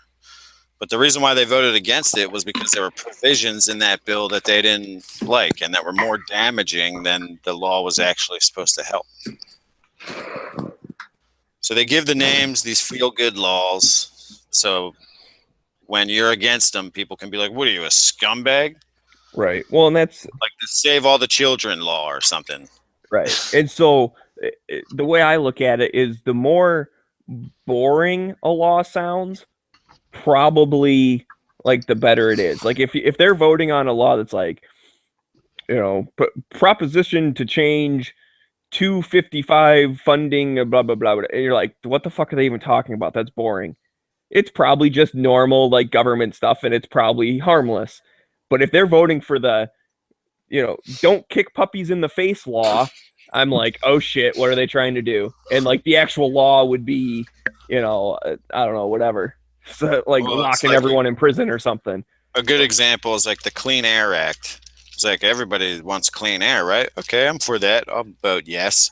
But they didn't realize they just like voted away a pretty large chunk of their taxes that they have to pay in order to get the government to try to clean the air. Like they didn't read the bill. They just read the title of it. Oh, it's probably one of those, we have to pass the bill first before you know what's in it. Yeah, we got to do that, but repeal the NFA in one of these bills and be like, oh, nope, we got to push it through. See, I don't know if it ever went anywhere, but I think he's a senator or congressman from Arizona. He's trying to get suppressors off the NFA, and I think it's like the Hearing Protection Act. Yeah, that's what I was just going to mention, the hearing. And I was like, still in the House bill. It's like, yeah, so it's like, why would you like vote against that? Because I think some people are probably like, is this for like old people's like hearing aids or something, or like loud noises, or right. Well, when it comes down to it, OSHA has requirements for, decibel ranges that are harmful. It's 140 decibels. I thought it was 85 decibel. That they might be changed it. Because they did change it with a whole new global harmonization with OSHA this year. They changed a lot of things. Oh, well, and there's a thing about decibels. There's peak decibels and there's sustained decibels. So it could be they're just quoting different units. So That's it could true. be 140 decibels peak, but like 85 sustained average for the whole workday, like that type of thing. Like you can work in a place that every once in a while has one loud noise, and you don't necessarily need it doesn't need to be like hearing protection area. But if you're working next to a machine that's just droning on all day, every day, that's at a certain level, that's actually more harmful to you than, a jackhammer going off once right next to your face, like once a year. That doesn't hurt you as much as working next to like some type of pneumatic cylinder where it has a high-pitched air vent. That's why they got mufflers on all the different air vents and shit, because it's got high-pitched air is like the worst. Like impact wrenches and shit. Oh my god, dude, you'll be deaf so quick. Oh yeah. All the machines we run to make little tiny magical chemical packets have these hoses connected to them. And I'm unplugging them at the end of the day. Sometimes there's still air and it's so fucking loud. You need to get them little foam things, dude. I carry that shit in my pockets all the time when I'm in the plant. And people look at you weird sometimes because, like, well, we're just taking one little measurement. It's like I'm working next to fans and different stuff. It's like, dude, I do enough that could possibly damage my hearing. I need to protect it as often as possible. That's why I double stuff when I'm at indoor ranges. Put the foams in, then put my earmuffs on. Yeah, I always find it amusing that, like, all these anti-gun countries in Europe, they almost always, some of them require suppressors for hunting. Well, that's what's funny about it. They're so they get it. They're so anti-gun that they can't even stand the sound of a gun, so they want you to muffle it. Here's a silencer. Maybe that's how we should push it here. It's like, yeah, you don't like gunshots. Well, we can fix that. Right. Well, I remember doing some research into, at least for hunting specifically, because I couldn't understand why you wouldn't want suppressors for hunting. Like, what is the possible argument against it? Because I see the pros as being, for one, you don't scare the other game animals away, like that are further away. Like, why should, because my neighbor shoots a deer, like, why should he scare away all the deer for a 2 mile radius and just fuck everybody's morning up? Like, I hear that all the time because the deer come through his property before they come to ours. I hear him shoot. I'm like, well, damn it. Now I'm not going to see anything for a while because I know they ran off the other direction. It's like, that sucks. And then the other thing is, it's just better for your hearing because I don't wear earmuffs when I'm hunting because, fuck, dude, I've been hunting for, I don't know, in the teens, maybe 16 years or something. I've shot 2 deer. Like, I'm not necessarily a good, I don't want to say I'm not necessarily a good hunter, but I don't hunt in a very populated area. I do it more because it's fun. But, it's like, so I'm not going to wear earmuffs for 16 years in a row all day, every day, not be able to hear them walking up on me for those 2 times that I had to take a shot. Like, whatever. My ears will ring a little bit. Yeah, I duck hunt. It's like you have to have your hearing because that's one way you can hear them coming. What about electronic ear pro? Is that any good for hunting? I haven't tried that for duck hunting, but I mean, people use it, so it must have some advantage. Yeah, and I could see doing it too in a type of hunting where you have opportunity to take multiple shots like throughout the whole day. Like duck hunting where you'll get a bunch and then you might get some more and then some, like you take a few shots in a row. But for deer hunting, it's pretty much one and done. Like, yeah, you take a shot. Hog hunting. Right. Yeah. I would probably wear it for hog hunting. Yeah. But it just like sucks because like during like duck hunting, like you'll have like a flock like walking its wings back, getting ready to land, and someone from like half a mile away will shoot and they're fucking gone. So it's like, I wish everybody had, duck hunted with suppressors, wouldn't be as frustrating to see them fly off like that. Oh, so to get back with that, so basically the only argument I could kind of see against it, and maybe there are others out there, and I'd be willing to hear it if anyone's anti hunting with suppressors. I'd love to discuss it on Hit or Miss Tuesday nights, 9:00. But nice plug. I know I'm getting really good at that. So, anyways, is that, well, poachers could shoot something out of season. Yeah, that would be my only argument. Right, and that's okay. That may be a valid argument. So I start looking into it, and I started looking into how many people are caught because somebody heard like a single gunshot at night or a single gunshot out of season or whatever. And what it came out to was like damn near nobody. Almost all poachers are caught via like the tip line, neighbors who know this dude has a garage with fucking 20 deer in it or something.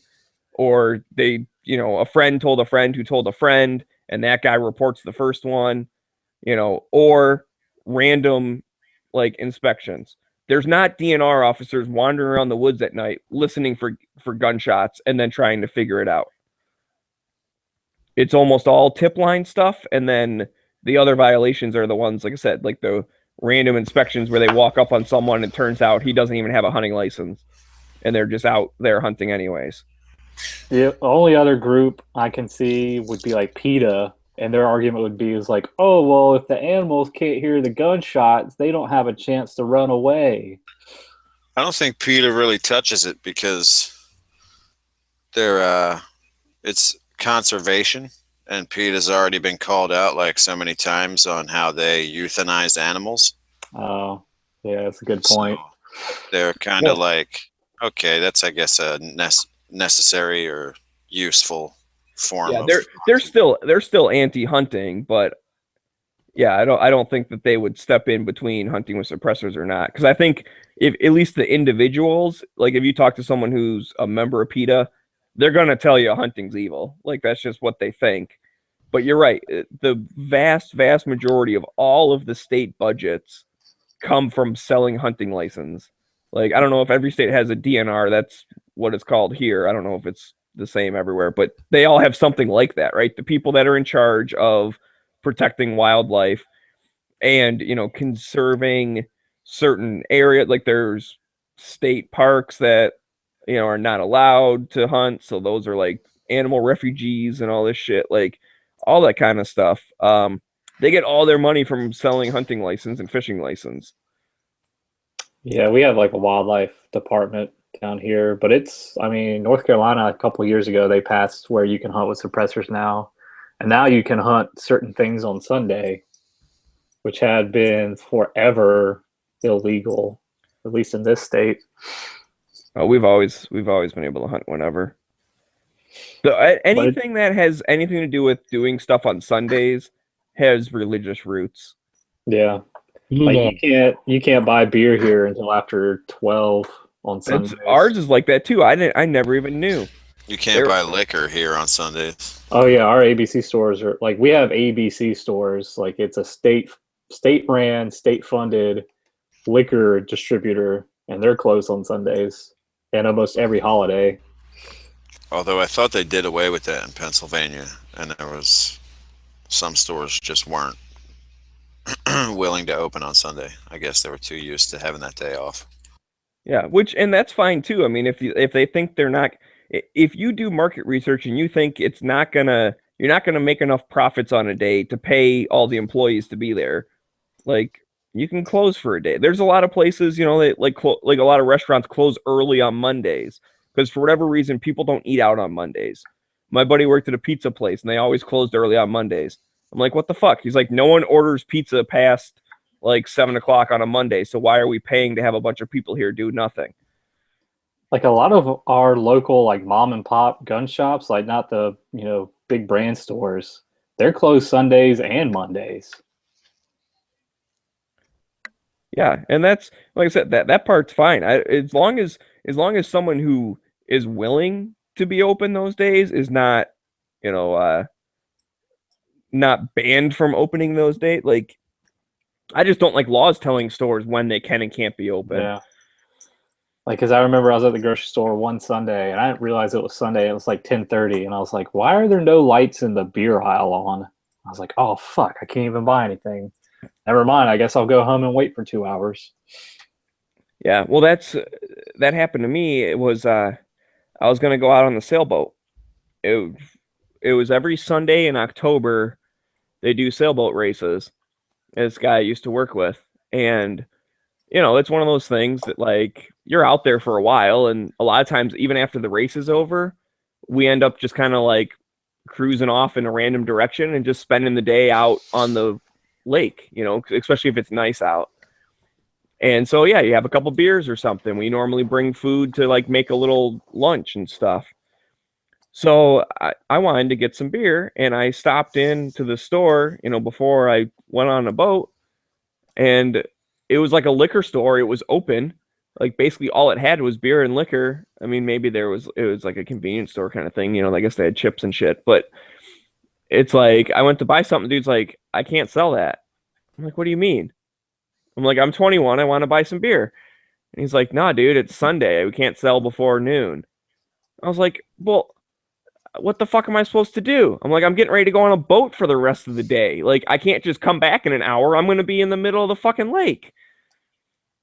And he's like, sorry, dude. I'm like, and what sucked about that one specifically is I almost went out the night before and was like, oh, I should just grab a case of beer so I'll have it for tomorrow. And then I told myself, like, nah, I know that the place right next to the dock, like, it's actually funny. The guy who works there, which is just about like 45 minutes away from my house, he also works at the store that's like right next to my house. It was one of the first days I went in there and I saw him, and it's like, what are you doing out here? And I'm like, I'm gonna go on a boat with the guy I work with. What are you doing out here? And he's like, oh, I work here also. Like, I think his family owns both stores or whatever, so they like just trade what stores they work at. But and so then that's part of the reason I was going to go there that other time was like, oh, I know that one dude's working. Like, I'll say hi to him. That'll be nice. And he's like, I can't sell it to you. I was like, motherfucker. Do they have police checking this out, enforcing this law? Well, they might send. They might, yeah. They very well might, because basically, what would happen is that store would lose their license or have to pay a shit ton of money for it. They have undercover underage kids try and buy stuff all the time. Yeah, we have ALE agents in our ABC stores trying to catch people with fake IDs buying underage. Well, I'm gonna say this is more the cops send kids into the store and then they bust the store if they sell to them. Damn. Wait a minute, that's a straw purchase. Well, you can straw purchase beer apparently if you are a government official. There ought to be a law. Yeah, I kind of think it's, I don't know. It seems like it's somewhat of an entrapment or whatever. But Yeah. then again, it's just at the same time, it's just kind of regular undercover work. Just so happens that they're using Just like me and you.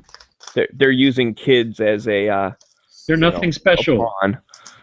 Well, that's kind of what the ATF did with that when they were going around sending like felons in to like fill out 4473s and shit like that, and people that were underage. And it was like they got busted because it's like these people wouldn't have done it normally, but the ATF like kind of forced their hand. So they're like, no, that's entrapment. Well, what's weird about that? Okay, if the person who's like supposedly a felon or underage or whatever fills out a 4473, the gun store runs it and they get an okay back and they sell the gun. That's not the gun store's fault that the FBI said that this person was okay to buy. So they had every reason to believe that it was okay to buy. Yeah. So I could see it maybe if they were doing private sales, like sending felons to go buy stuff off of Craigslist or whatever. But even then, you have to knowingly sell to a prohibited person. Yeah. So if someone just walks up and like, I want to buy that shotgun, you say, okay, give me $100. Here you go. Have a nice day. Then the cops swoop in and say, haha, joke's on you. That guy was a felon. You'd be like, well, how was I supposed to know that? He didn't say.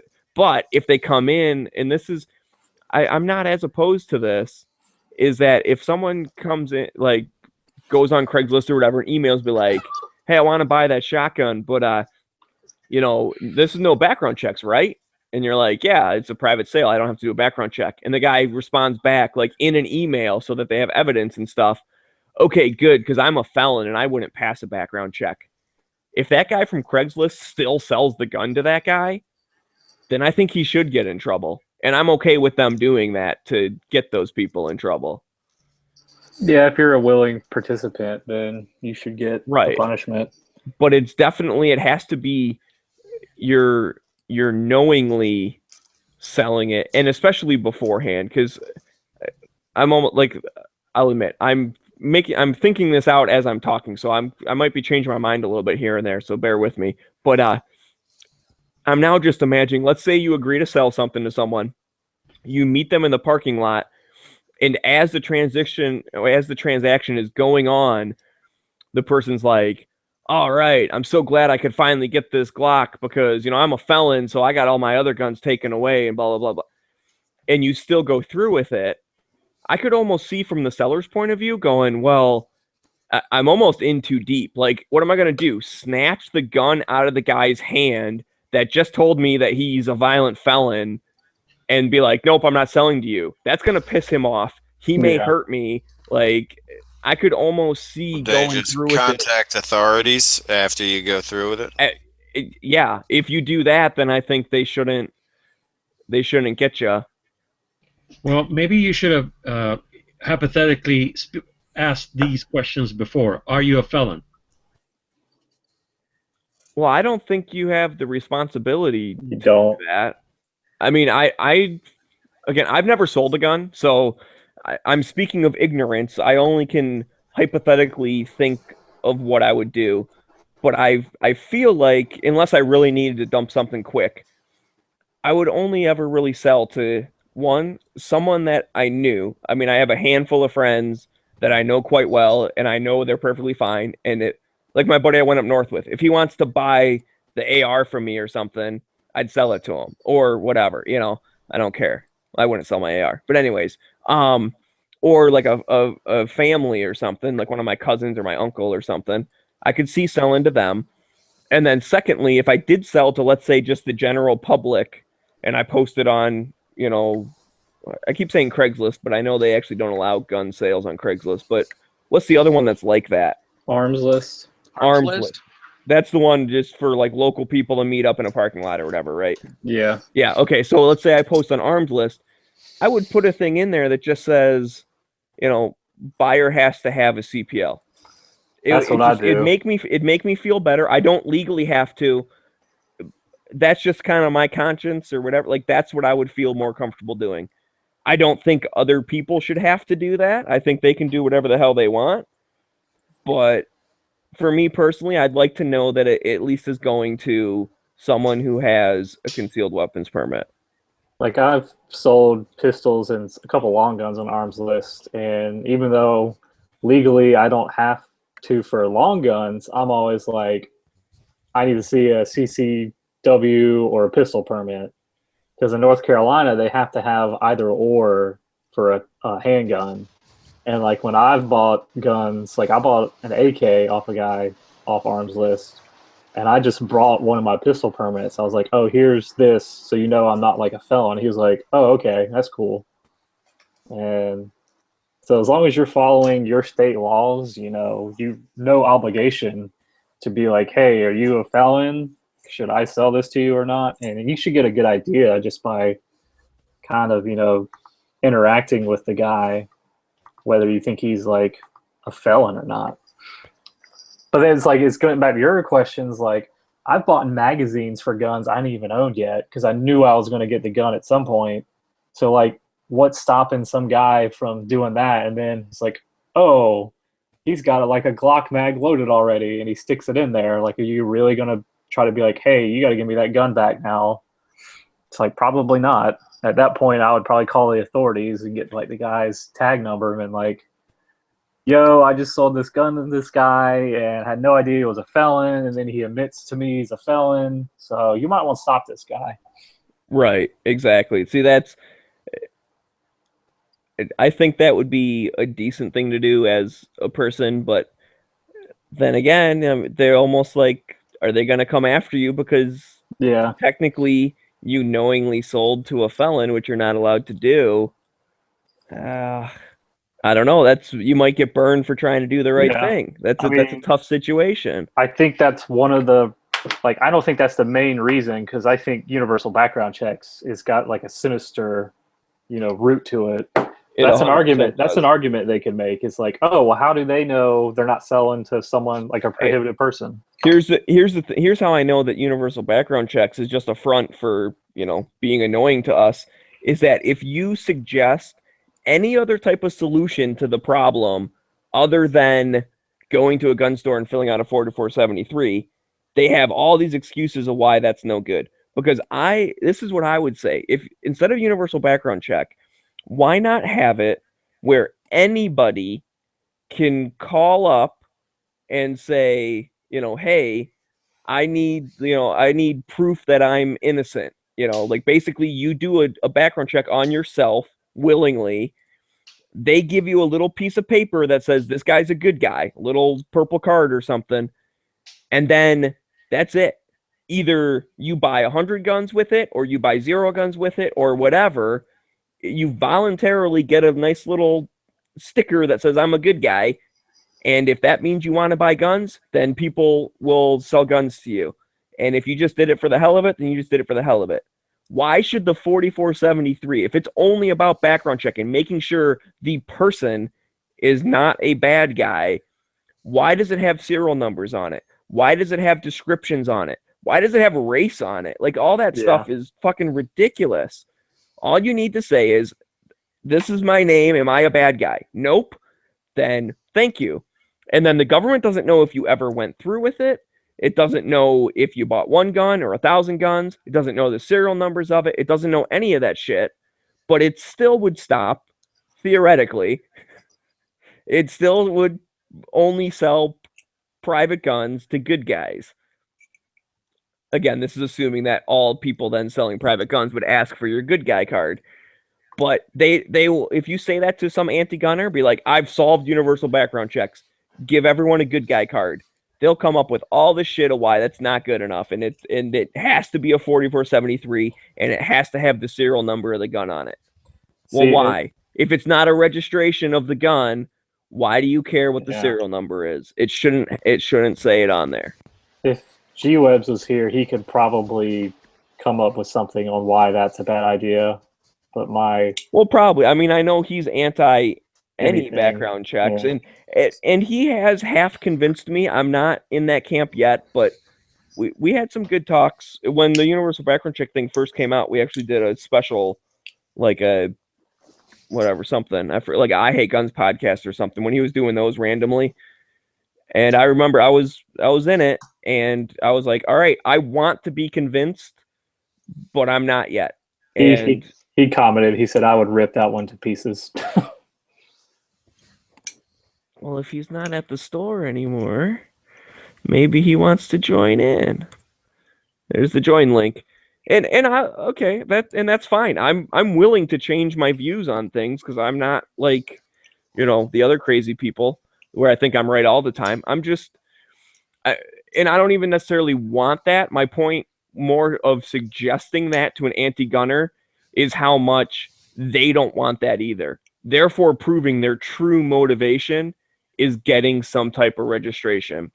Because anything that would act like a background check but not have registration, they don't want, which proves that the part that they're more concerned about is the registration part. Yeah.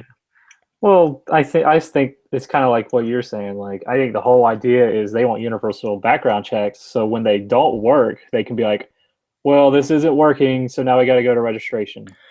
Oh, definitely. Oh, and that's a complete 1-2 punch right there. The way that the universal background checks are passed now, it's 100% a setup for, well, we need a registry. Yeah. See, and I'm living in a half communist state. We have a handgun registry. So when people get this idea that a gun is in your name, and most people say, oh, that doesn't happen. Well, if you're talking handgun and you're talking the state of Michigan, that my handgun is in my name. If you look up the serial number, it says so-and-so owns it. This is his address. And if I sell it to Joe Bob and they catch it on Joe Bob, it still has my name on it. I'm in trouble. Now, we don't have to do background checks or anything. Basically, when I sell it to Joe Bob, I fill out this little postcard. There's I think 3 copies of it now. There used to be 4. But I fill out seller's name, buyer's name, serial number. He keeps a copy of that card, proving that he bought it from someone. I keep the copy of the card, proving that I sold it to someone. And I think it's his responsibility, the buyer's responsibility, to take one of those cards and give it to the state police. So then they can update their, computer system that says that gun is now owned by Joe Bob and not Smeggy. And if he doesn't do that and he's a bad guy and he does something wrong and they come knocking on my door, that's why I have to keep my copy to say, look, I sold it to Joe Bob. Here's his signature, blah, blah, blah, blah, blah. It's not my fault that he didn't report it. Yeah, that's how Durham County used to be. Like, North Carolina has 100 counties, and Durham was the only one that had a handgun registration. And it was like you had to, within, I think, 7 days, go down to the sheriff's department and like turn something in. But they thankfully got rid of that provision in the law. But like ours, we have to go to the sheriff's station. We have to essentially get his permission to buy a pistol, and he can reject it for any reason. Like, he could say, oh, your third cousin's a no gang member, so we think you might sell this gun to him, so we're going to deny your rights. But yeah, and we used to have that. So that card that I'm speaking of, it used to be a pistol purchase permit. And you would get that first, and so they would only give that to you once. Normally, they took 3 days. Not that there was a set waiting period, because some counties would just hand it to, like, you'd fill out a thing and then they hand it to you. But being in the same county as Detroit, I think it's one of those, like, the law says up to 3 days. So they make you wait 3 days because they're just like, oh, we're so busy. It's like, that's bullshit. The dude could have handed it to me right then and there, but they just don't. Anyways, you would then take that permit to the gun store or to the private seller, and then they fill out the rest of the information, and then you take the one copy back with the seller keeping a copy and the buyer keeping a copy. Yeah, ours is you get your permit and it's got 2 copies. One copy you keep as kind of like your receipt, and then another copy stays with the FFL that you bought. And I guess it stays in their records for however long the ATF holds records. So yeah, but that is a state thing though. So it's I don't know if the ATF would care as much, but the state might have a requirement for how long they have to keep it. I know from a buyer's point of view, they tell you keep that permit like with the firearm for the first month, and that's more so just so if you get pulled over going to the range and you say, oh yeah, I got this gun on me, and they pull it up in the computer system and it doesn't exist, they could say, well, you have like an unregistered gun. But if you have that little card, you say, no, it's in there. I just bought it last week though, so it's not in the system yet. And then they say, okay, move along. Which trust me, I'm not happy about it, but we got rid of the purchase permit half, so we're getting there. See, I hate the whole pistol permit because it's like we get 5.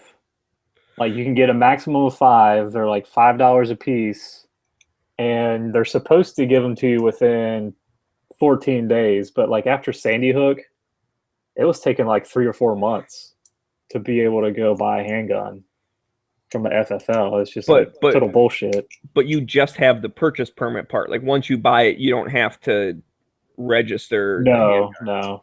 Okay. So it's funny. We used to have both. We now have the half that you don't have, and you have the half that we got rid of. Like that's kind of funny. So, and they tried to get rid of, like when they passed, I think it was the same bill that allows you to conceal carry on universities as long as it's locked in your, you can leave it in your car. It has to be like locked in your glove box. But they are trying to get rid of the, the sheriff's write-off provision, and all the sheriffs came out and were like, this is taking all the power from us. And of course, moms demand action. They were like, this is a horrible idea. So that was the only provision that didn't get, past committee or whatever. Right. Well, and I'd say to that, you know what, sheriffs? You shouldn't have the power. I'm glad it's taking the power away from you. Who gives you the right to take away other people's rights? That's bullshit. Well, like in New Hanover County, I lived there for like 10 years, but because it varies from county to county. Like in Durham County, it was essentially you fill out the form, and it was essentially like almost like a 4473 type questions.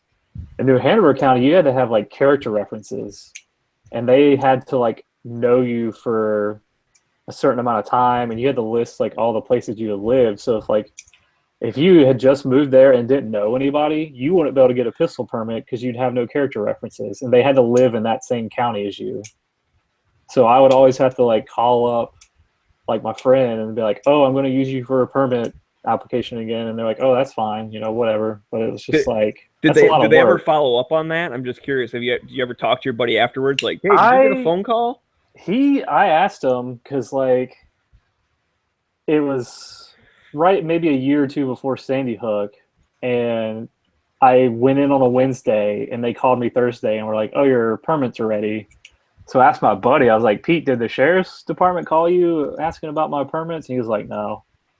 See, because I do the same thing with jobs, right? I mean, you normally give references for jobs, and I've always, after I've gotten the job or something, or even just like after I applied for one and maybe didn't get an interview or something, I've asked around. I've never gotten a single person that has been contacted by a employer.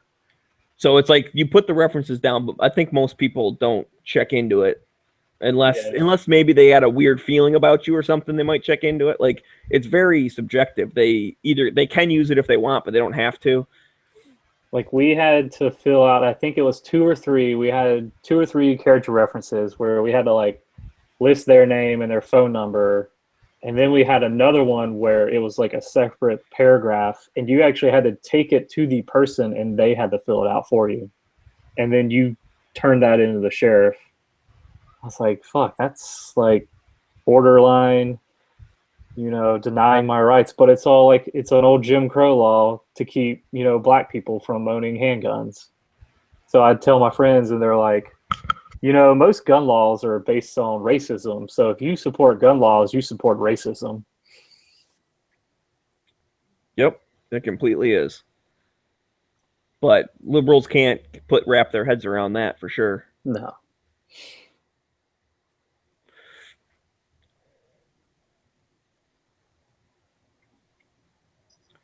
So my problem with your thing about whatever your alternative was, the 4473, is that why would you want to go further along on their side? Why don't you just start making them justify the existing 4473, get all your points made without potentially offering them anything? Right. Well, I mean, I hear what you're saying on that. I do know where you're coming from, and I'm not promoting that as an actual alternative, but I bring it up just to kind of expose their actual motive. Because when you bring up like, oh, you don't want bad guys to have guns. Okay, great. I don't want bad guys having guns either. How do we fix it? You say universal background checks, which involve 4473s. I say this other thing that doesn't have a record with the serial number. And they go, no, that's no good. So therefore it proves they don't care about the background check part. They only care about the registry part. So that's the only reason I go down that hypothetical, is to kind of expose, because maybe they don't realize it themselves until you can point it out to them and be like, oh, so you do care about a registry then. So maybe they just do. And maybe they do. But then at least now we're having an honest discussion and we know where each other stands. Well, then you got to go back to doing something about it. If you start telling them they're Nazis, right, then why would they listen to you any further? So if you're like, you want a registration, and they're like, I don't know what a registration is, that's what the Nazis did or something, like that's a horrible thing, and you're suggesting it, and they're like, no, I just want good people not to have guns only. So that's where you go, well, then show me how your system in place now works. Like, how is it supposed to work? You suggest that it needs to be enforced, but tell me why it's failing. Now you're only asking them to justify their position, which, if they're the type to have a moral, like, if they consider their positions morally justified, and they consider that a necessity for their position or their opinion, then challenge them on that. Because if you start saying immediately, start being a gun infringement apologist, and you're like, I understand why you hate guns and they're so awful. I also agree that guns are awful. So let's talk about how we can, live with awful guns. Instead, be like, oh, you think guns are awful. Can you tell me how what's in place now is supposed to work? Because I'm going to guarantee you that at least everybody I've ever dealt with or heard talk about it is going to go, so you know what I'm saying? If your goal is to make them understand what they're doing is wrong, then why not just start with what they've got and go, look, we've got a problem with what exists now. We don't agree on it. Can you tell me how it works? And then I think that's a better start, because then if they really do want to put care and put in the diligence, then they're going to go try to explain it. And what are they going to get for info? They're going to get propaganda from Bloomberg, and then they're going to get government studies that show that their thing isn't working, and then they're going to get all of our propaganda that uses actual FBI statistics to prove why it doesn't work. So it's going to be tough for them to discover all that and then acknowledge it and then come up with some reason why it's all fallacious or all wrong. Fallacious, whatever the word is. Right. Well, but I think you can do that same type of thing. Well, once you can get them to realize that they are basically, God, I don't know, words are not working right now. Like, they're pro registration. Like, once they can at least admit, like, well, yeah, there should be a registry, then you can go down that route, and you can still bundle it with background checks and saying, well, then how do you think a registry would work? And I agree with you. Don't be like, oh, registry Nazis, and you're taking all the guns away. Because then you're right. Tinfoil hat. They don't listen to you. You're done. So never mention how a registry leads to confiscation right off the bat. You can get there later. But you can still do Why the same get to thing of it? saying, well, Why- how does it help? What prove that it's been working so far the way that it is now? I agree with you on that because it hasn't been working the way it is now. So why do you want to do more of it?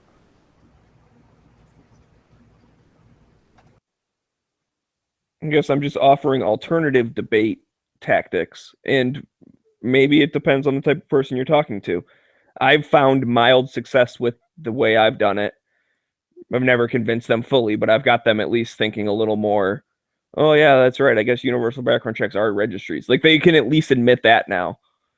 So if we change it up to fire extinguishers, and their position now is that you should have to have a license in order to have a fire extinguisher. That people have to go to school to learn how to fight fires. It's not just some bravado. I think I can take on a fire, the element that's constantly been a scourge of humanity since the beginning of cavemen, right? Like it's its own life form. Some people consider it, like its own like element, or whatever. It's like the most critical things to the planet. It can melt steel beams and rocks, and changes the landscape and everything. It's elemental force. And you think that you have the ability, just because you buy a fire extinguisher, that you are Mr. Firefighter, which is basically their argument. Like, so what they're saying is, with the background checks and shit, is that we think everyone should have to have a background check in order to at least prove that they've had some kind of training before they get out there and risk their own lives and possibly other people's lives.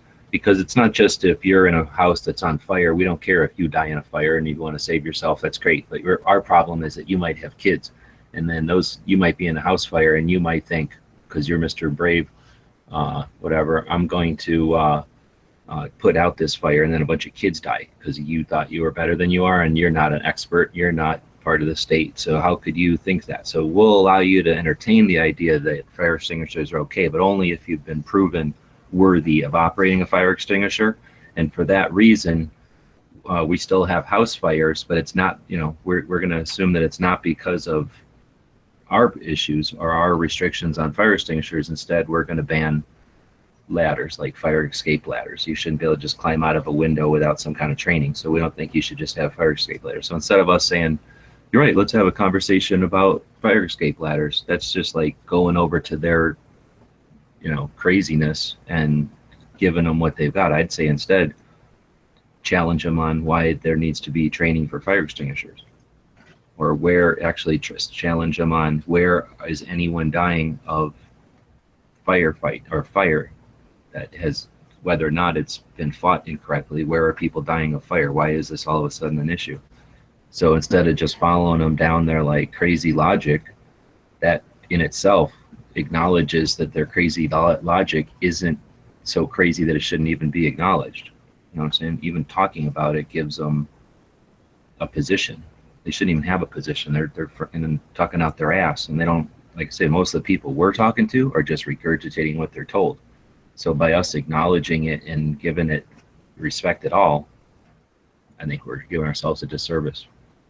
I don't know if that was the best analogy with fires, but it's like they're worried about fire extinguishers, so now they're talking about fire escapes. It's like, what the hell are you talking about? Like, you're being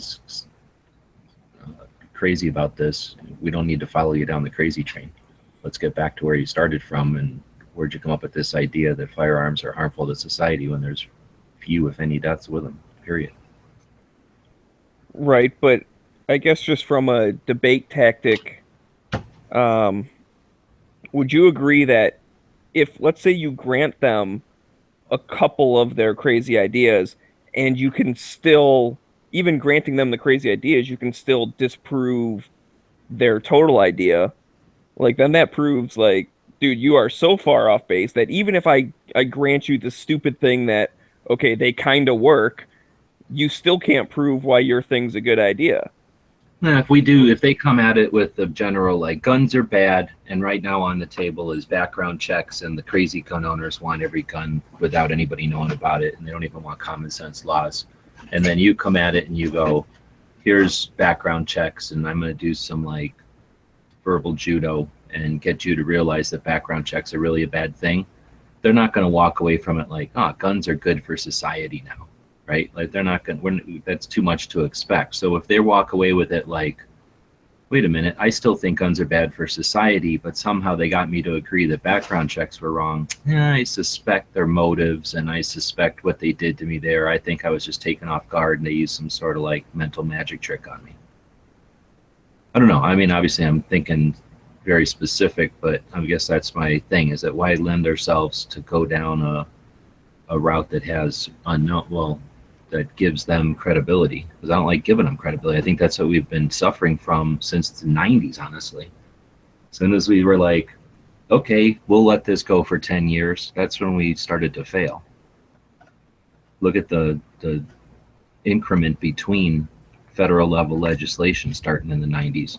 It was 176 years between the Second Amendment and the 1934, with literally nothing at the federal level that had anything to do about firearms, unless you like count militia or creation of the army or something.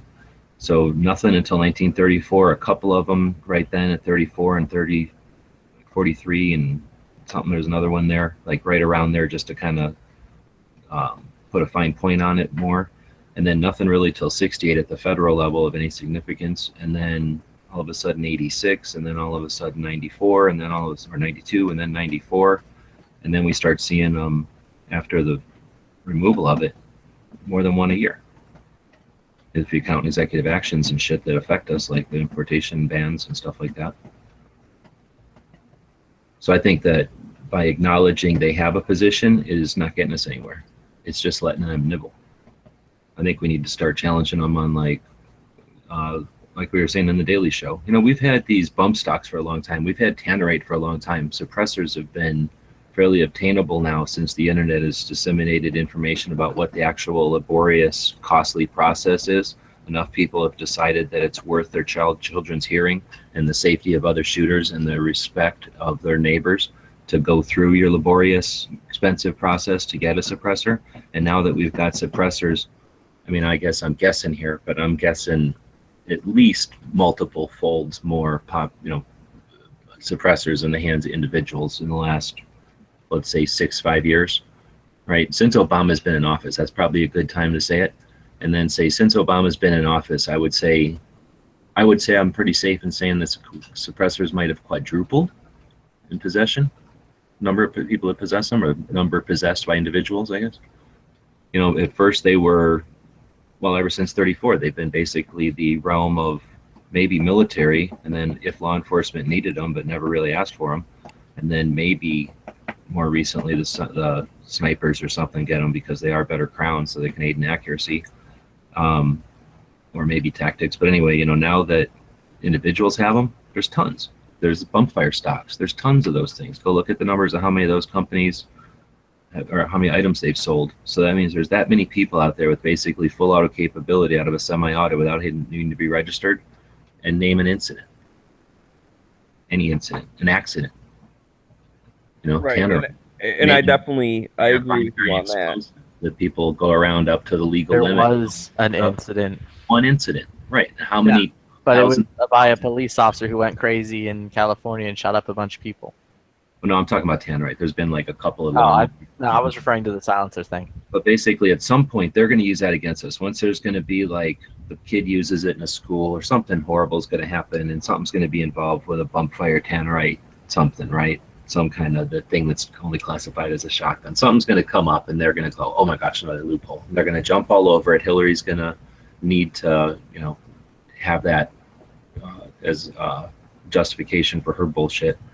So all I'm saying is, I think we've been killing ourselves by just going with that strategy of what you got is fine, but look, if we go to this level, it's different. I'm saying, let's start saying, why do you need this? How did the 4473 stop Sandy Hook? It didn't stop Sandy Hook. Why are we spending that money there? If we're going to spend that amount of money, why don't we spend it on XYZ, which would have stopped Sandy Hook? So get them off of that trail.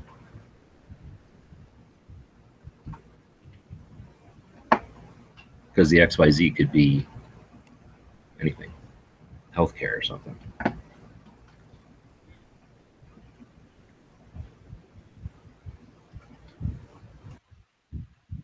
Oh, Swiggy isn't saying it back, so I converted him from Hillary loving gun hating, Hang on now. gun loving. I am gun loving. I will agree with that. But you didn't convert me into gun loving. Just I don't think because. they would give up right away. I don't think they would give up full auto suppressors and short barrel rifles and 4473s. Who's that? I feel like silencers are actually within reach of getting that given up.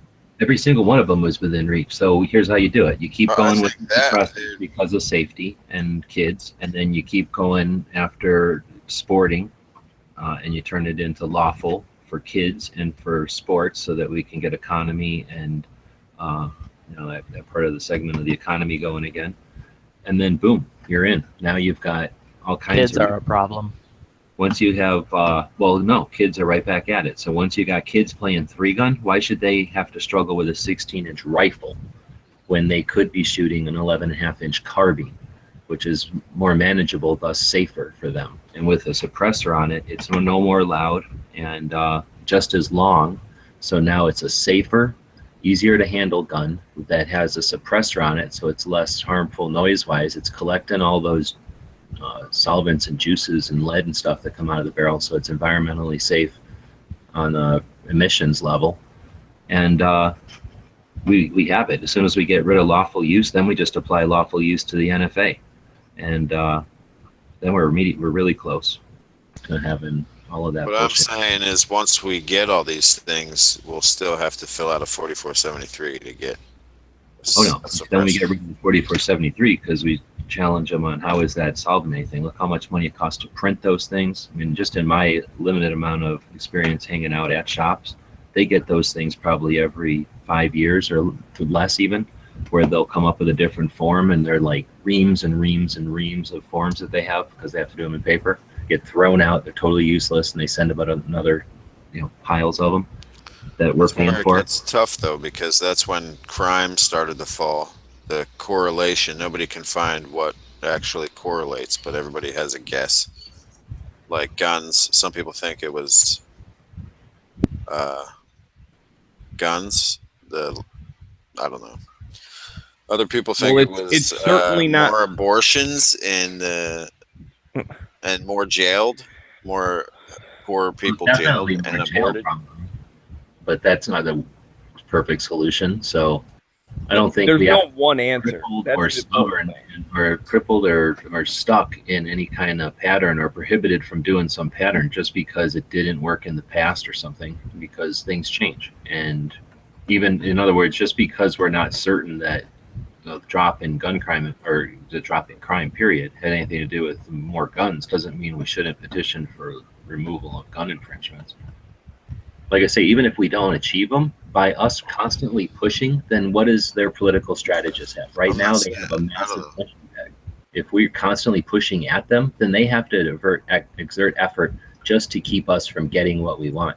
If we're constantly pushing, then we tax them. So now they can't spend money on all their attention on healthcare, or they can't spend all their attention on new energy or whatever the hell they want to do at the federal level. If we're constantly attacking, we're actually doing a benefit for everybody. But best yet, they don't have a chance to recoil and then come at us with every single 12 directions. They're going to devote whatever amount of their anti-gun resources towards keeping us from getting everything we want. And so I think it's a worthy effort, if nothing else, just to tax their resources. But in the meantime, we establish our channels and we figure out how to devote resources where needed, and plus we end up getting a shoot in the arm as far as just because we are pushing it to them, or like a moral shot in the arm. Like we're all going to feel better taking the fight to them instead of the temporary little sigh we can take when we successfully resist them, and then the emotional freaking kick in the nuts we had to deal with, like with California recently, or with Washington, or with Oregon, or hopefully we're not going to see with Nevada here in a minute, or with the justices. So we have to take battles where we can win, or take wins where we can get them. So I say let's work towards them. Yeah, well, it's like our version of the low-hanging fruit, and I think that it is a worthy battle. I'm just looking for more. I guess I'm looking for more ammunition against 4473s. Well, my ammunition is challenged that where they're useful, like who they've actually stopped. So you can look at that from the angle of the bad guys. None of them, all of them either had to deal with the 4473 or didn't. So it didn't even affect any of the real ones. So let's start talking about potentials. Like how can they even, where do they come up with these potential droves of people that aren't existing and never have existed? And then you start looking at how much resources it takes to task the gun shops themselves with keeping track of such a thing, and not looking at it like registration Nazi, but just accounting and resource. That's a lot of paper that gets produced that doesn't need to be.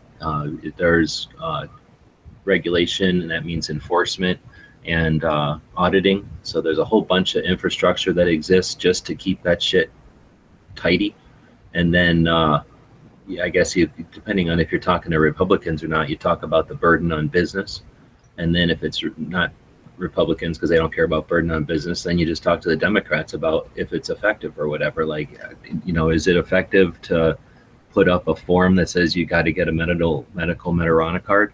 Do you know anybody who decided to smoke recreational marijuana in a state where medical is legal and they either got one or they talked to somebody who's got one? I mean, do you really think that any kind of bureaucratic paperwork from the federal level is prohibiting action or whatever? And they're going to say no. So then you go, come on, seriously? So you're going to spend all this money.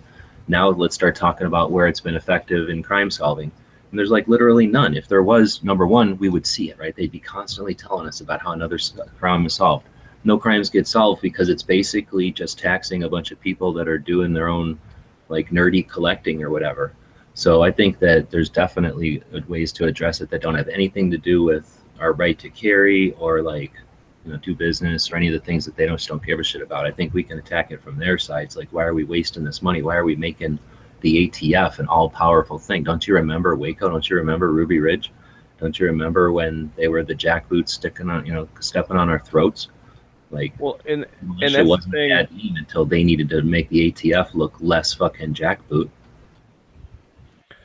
Yeah, and that's the thing with the ATF, and you're talking resources. I saw this video.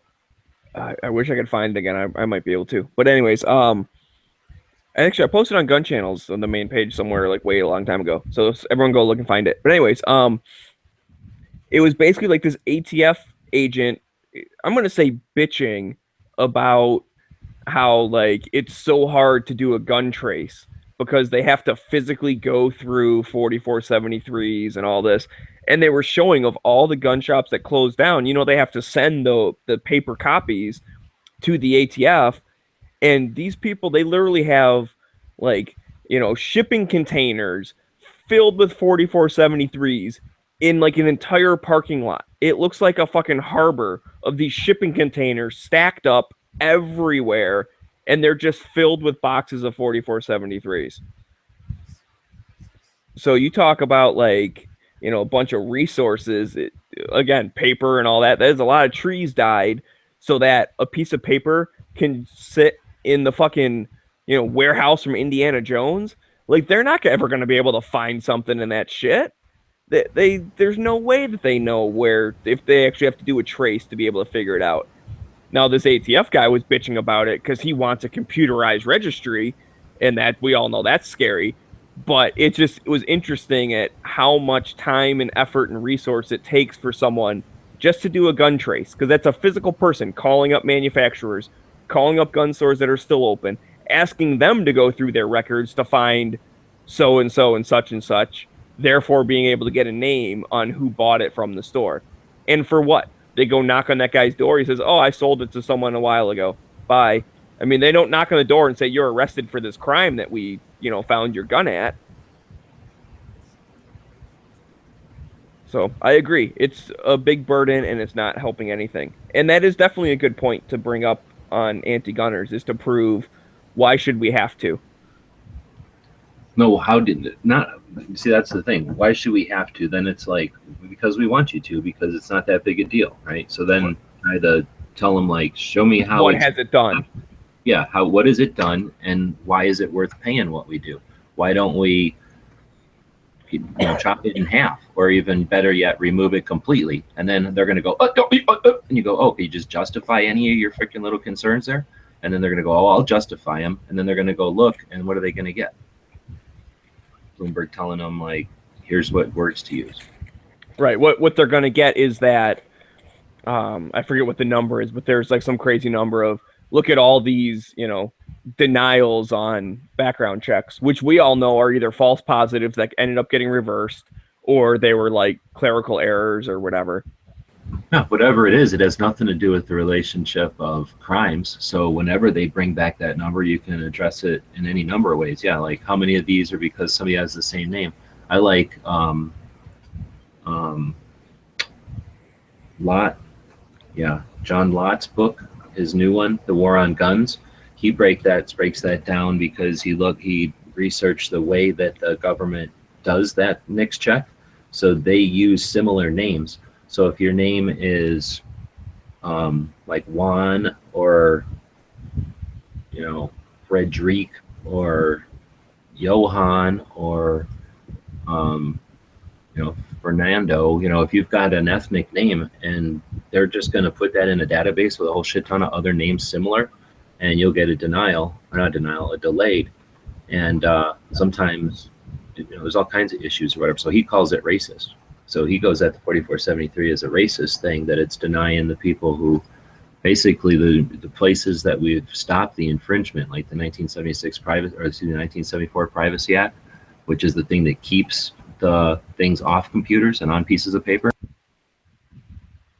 which has nothing to do with the slippery slope of gun registration. It has to do with the slippery slope of 1984, George Orwell's 1984, fucking Nazi Germany's barcodes on your fucking wrist. And, if people are down with the federal government tracking each of us individually, then there's not much. They're lost, right? But if they're against that concept, then they'll understand why we have the 1974 Privacy Act. And that's, again, telling them to go research something that's probably much greater significance than even the guns. But it's what keeps a government that has the ability to keep track of us down to the letter. Remember, they kept track of what percentage of Jew you were in the 40s, right? When Nazis were killing them. Using IBM fucking computers with fucking punch cards. They were able to keep track of the entire population of Germany down to like 164th Jew, so they could kill every fucking last Jew.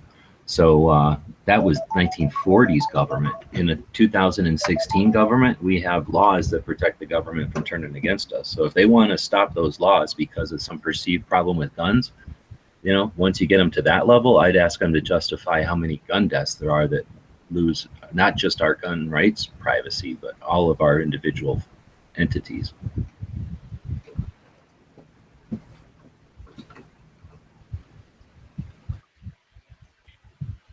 Yeah, I still need to get John Lott's new book. I heard him talking about that at the Gun Rights Policy Conference. I'm like, oh man, I got to get that.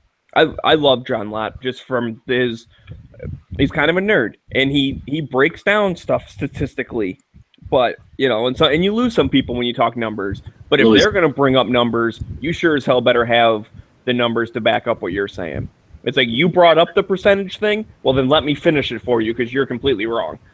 He's an economist, right? And I think that's what he is. So when they did the lecture at the ASU with a bunch of students, the one guy was like, what's the difference between an economist and I forgot what the other thing he said was, like a banker or something, or a finance or something, which avenue should I go? And he's like, both, because they're both going to go to the same place. He's like, it just depends on if you like numbers or words, I think is basically the gist of it. But he had a really interesting take on it where I never thought about it. But as a economist, he was hired by the Census Bureau or some shit, Bureau of Statistics, in order to help evaluate shit at a federal level.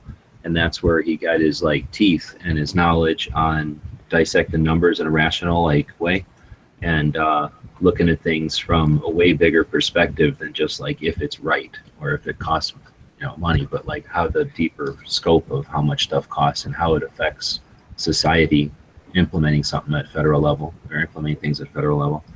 So his preface like that, it really makes me want to read that book, because basically the book is just his mind dump of a bunch of ammo, basically, data that are to be used in conversations going, from advocates to people, so that you have actual, I don't think it's so much like a story as much as like, here's a bunch of facts, go forth and have conversations with people and use these, to have the actual numbers on your side. Right. Well, and that's like his whole thing, the more guns, less crime. That was his other book. And I don't know. I don't know if you can, because that's the thing. There are multiple things we mentioned earlier, right? Crime's been going down. Why? There's a million different things people can try and say are the cause of it and whatever. But the whole idea that crime's been going down and we have way more guns, those are two facts. It's just true. And whether having more guns causes less crime, which I think there's a case to be made, but maybe not 100% proven, whatever, doesn't matter. Because the point is the other side is saying the more guns you have, the more crime you have. And that is 100% false. Just the numbers don't add up. So that's an easy one to counteract. It's harder to then link it saying the reason crime went down is because there's more guns. But we can certainly say crime does not go up when guns go up, because that's just not reality. And like I said, I do think there is a case to be made because of the whole concealed carry thing, and people are less likely to attack anyone knowing that they might have a gun. I mean, you're stopping those people that are like borderline criminals. Like, they might attack someone, they might not. If they think twice, they'll decide not to. The hardcore people are going to attack people no matter what. But there's a population of people. We were talking about this the other day, right? Criminals are opportunity. Crimes of opportunity. Like, that's, if it's super easy, they think they won't get caught, they'll do it. If they think there's any slight chance of resistance, they won't do it. So that's where an armed populace is good.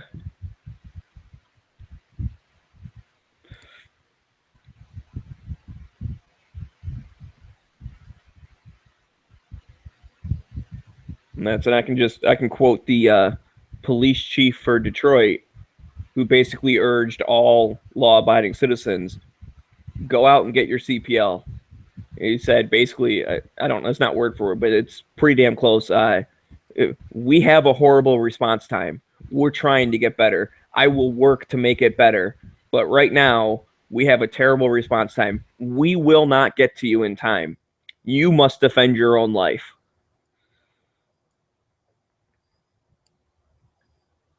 And that's, Detroit's one of the rare examples where it's high. Sheriff or police chief? It's police chief, Chief Craig. Oh yeah, he is awesome. And he said that when he first came here, and that was his whole point of, I'm going to work to make response times better, which he has somewhat. They still suck, but they're better than when he got in, so that's good. But it's just great for him to say, listen, like, you need to protect yourself. That's the number one option, and we'll be your backup, but you got to give us a little bit of time. So, and that's rare for police chiefs. Normally sheriffs are pro-gun and police chiefs are not. And what I was getting at is Detroit's one of those rare examples where it has high crime, but it doesn't really have restrictive gun laws. Chicago and LA and New York and blah, blah, blah, blah, all those places, they have really bad gun laws, even compared to the rest of the state they're in, let alone the states are normally bad. Michigan's like in the middle. I've seen a lot of rankings, and we're always in like the 20s for either, most free or most restrictive, whichever organization's putting out the list. It's like you want your state to get a really low grade from Mom Demands Action, and you want your state to get a really high grade from the NRA. But either way, we're always right in the middle from both of them. So there's things to improve, and we have over the past few years. So I have hope for our state. But yeah, Detroit's one of those cities that's the exception to the rule of that. And that's why it bugs me when people always say, oh, look at the cities with all the gun laws. New York City, Chicago, LA, Detroit, they all have high crime. It's like, don't include Detroit in that, because we don't have restrictive gun laws. We're like kind of okay. We just have other problems.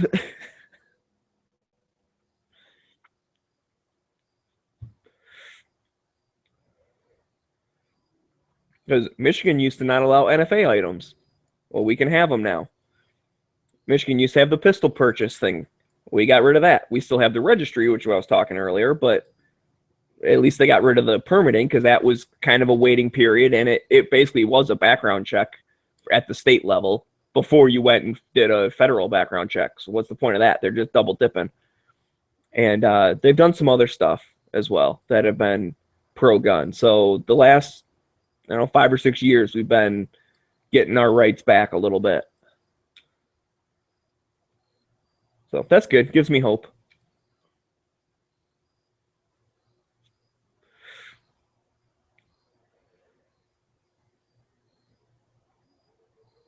The baddest thing out of Detroit is Iggy Pop. No comment. Flippy and Rick leave. Talking too much shit. Well, Rick left after like 2 seconds. Flippy left after he realized we weren't talking about weird porn. Like this conversation actually has some substance to it, so it's almost like it's not even a lobby. It's like a show. Yeah. Podcast. And I just want to say, Jewebs, I do appreciate your point of view, and you are winning me over. I still don't 100% agree with you, but we don't always have to agree 100% to be friends. Yet.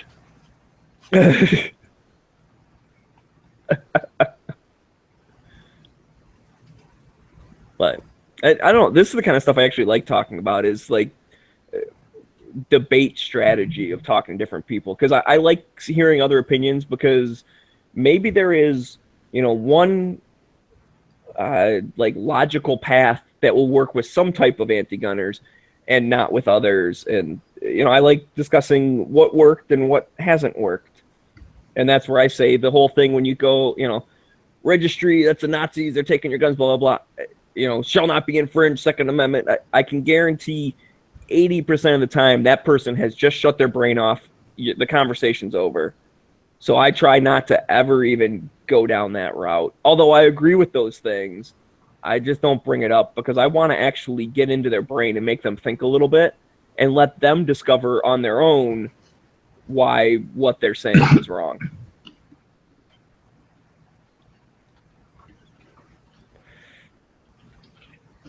Because that's the best way to learn anything, right? I mean, you can have like some school teacher, tell you something and you just memorize it. Well, that's great. You might remember it. But if you had to do some type of hands-on thing where like you problem solved and you figured out why something works, like you'll remember that for a lot longer. G. Webbs is saying it doesn't work, get rid of it. Don't get into the... Don't jump in and try to prove their point, right? I think so. That's one way to say it. Yeah, and that's and I do, like I said, I do get what you're saying, and I agree with you sometimes. I was just giving an alternative to a specific debate strategy, and I've had mild success with it.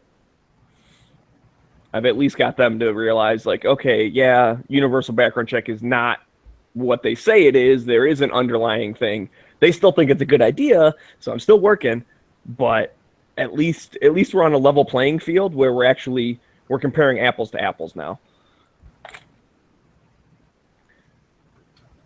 And I do still struggle with a good rebuttal to when they do say, you know what, you're right, it is a registry. What's wrong with that? I still have not gotten a good response to that of saying why it's bad, because I've used the, justify how it's been working so far and how making it even more, controllive or like more expansive would help anything, and I didn't get much success with that. And maybe I was arguing wrong. I don't know. I'm not the master debater. I'm just a amateur debater.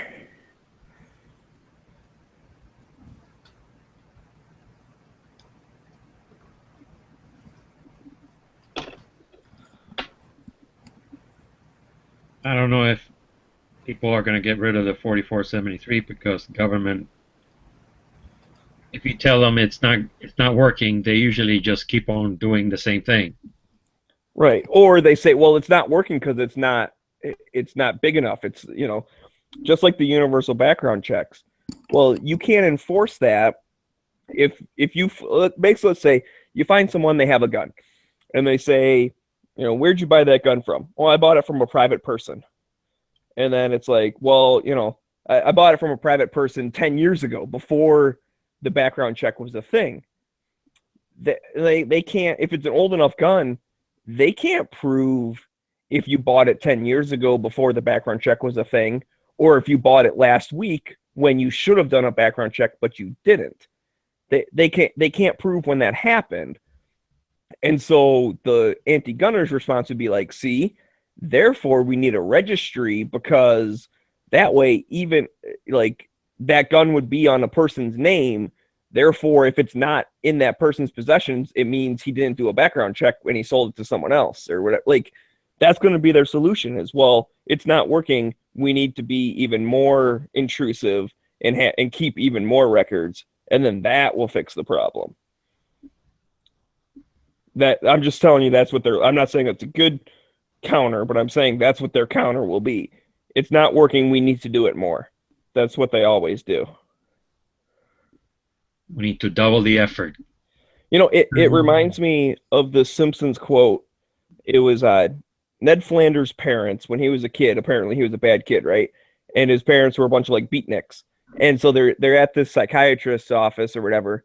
And he goes, Doc, we've tried nothing and we're all out of ideas. That's just how I think of it. Like, well, that didn't work, but we just, I guess, need to keep doing it.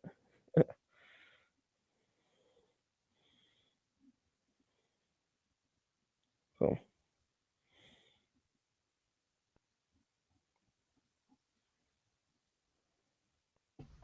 I think I got another political call. Tell them you're voting for Johnson. It is. Good. Go answer it. Quick, run. I'm not running.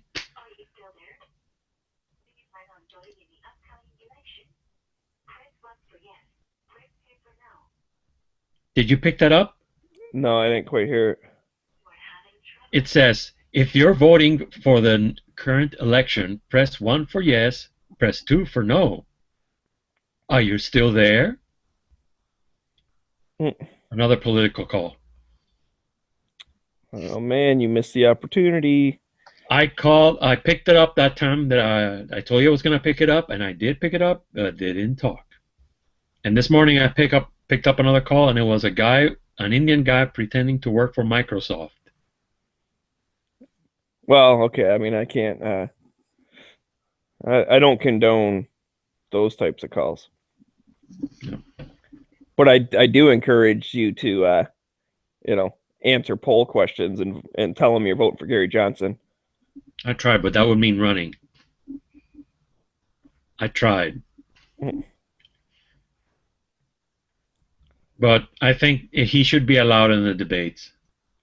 Well, he's not. It's almost too late now, right? I mean, the last one's on Wednesday, but not going to happen. It sure would have been nice. Yeah. He's been hovering around that 10%. He just can't get up to 15. In fact, I think earlier I was looking, he's at like 7. So he's gone, as it got closer, he's gone down a little bit as the people are starting to, vote against the other person. I still think there's very few people that are voting for the person they like this election. They're just all voting against the person they don't like. There are 6 people running for president. They should all be able to have a little debate. Well, I think at least the 4, because that was Gary Johnson's original lawsuit that basically goes, I understand, because technically there's more than 6. If you look at everyone who has said they're running for president, there's a gazillion. Every election there's like a million people who run for president. Now, almost none of them are serious or have a chance in hell. And even the third party doesn't have much of a chance. But his whole thing was, if you are on the ballot in enough states to get 270 electoral votes, then you are mathematically possible to win. You should be in the debates. And under that criteria, it would be 4 people: Republican, Democrat, Green Party, and Libertarian Party. All the other ones are not on enough ballots across the whole country. I mean, he's on all 50 states. That doesn't always happen for libertarians. That's But all the people that I this have on- year, they are on all 50 state ballots. What should have happened is that Jill Stein would have joined Johnson. And the percentage of the voters for those two, it would be enough to beat the other guys. Yeah, but unfortunately, she just doesn't like. I think that would turn people off. I mean, look at all these people that are giving him shit for his stupid ass anti-gun VP, saying that he's not a libertarian, all that stuff. I think that hurt him. That Bill Weld has hurt Johnson, and I think Jill Stein would do the same thing because she has absolutely no libertarian ideas. Like, she thinks government should be allowed to tell people what to do. That's the exact opposite of what the Libertarian Party thinks.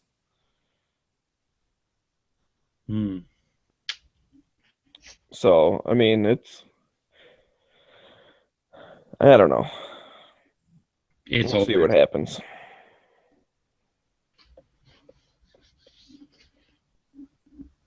Tomorrow, we'll see the debate. The last debate.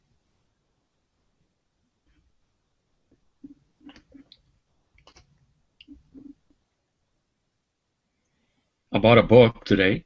It's called Gun Rights War. Oh yeah? Who wrote that? Some guy named Neil Knox. Oh, okay. That's that dude's dad. It's been shipped. How much was it? That's like $8. Locally or online? Are you in Tucson, Arizona? Yeah. It's locally for you. That's where it's coming from. Where? Tucson is coming from Tucson over here. I found it on eBay. What does it say on there? Or who was it? Something books, swap or something. Like, are they J&B books or something like that? Or J and something books? Let me get to the... I do know some people that sell books out of their house. They got more than a gun. They got like an entire house full of books. It's crazy. That's where I got Martin's book the first time. It's a, it's a little shop worn. The a bookman's exchange. Oh, really? Fucker. That's a giant store. That's like a giant used bookstore. Yeah. Well, it's $8.98. All right. I was halfway thinking about going over there to look for his book. I guess I should just go online and look. There's another one on the interwebs. It's $8.95. I gotta wait for some of the bayonet checks to come in. What your picture on Instagram about the bayonets? What was the answer? What's similar about them? Yeah. Those are all like one of a kind, impossible to find. That's like $6,000 worth of bayonets in there. Are you keeping those ones, or are you shipping those out too? No, I've just been playing around with how to sell them, and I thought it'd be neat if somebody wanted to go from like 0 to 1,000. That would be like every hard to find. Like, they're not going to find. Nobody's going to just come up with more of those any of those really. Maybe one or two. You could find one occasionally on eBay, but for the most part, like my Valmet one, I've been collecting for 12 years. I barely see them for sale at all, let alone for a price you can afford. So anyway, I was gonna like say I was gonna put that together as like a collection, but I can't put them on eBay, so that drastically limits how many people see them. It's kind of stupid. What? And then, Why can't you put them on eBay? I can put knives up there, but if I call it a bayonet, it'll say you can't put anything that attaches to an assault weapon on eBay. Please do not try to relist this item. Well, then how come you can find other bayonets on eBay. I've seen them for sale before. Yeah, I know. People are calling them knives or something. So I don't care. And then I'll put them on Gun Brokerage, just as much coverage, I guess. But anyway, that would have been like a $7,000 collection. I don't think anybody's going to want to buy a $7,000 collection.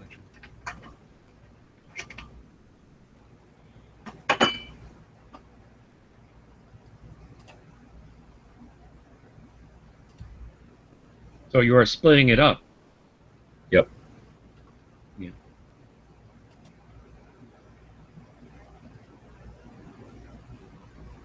Ooh, Hungarian. I need some Hungarian. I mean, I already have a Hungarian, but What's her name? I call her Pointy. Pointy. This is my bayonet. There are many like her, but this one's mine. I call her Pointy. This one's my bayonet. I have only one. It's Pointy.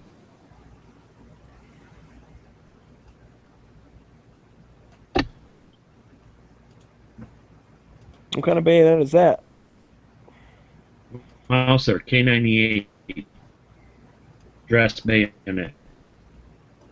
Good. That's cool. Shiny. Used to be prettier back in the day.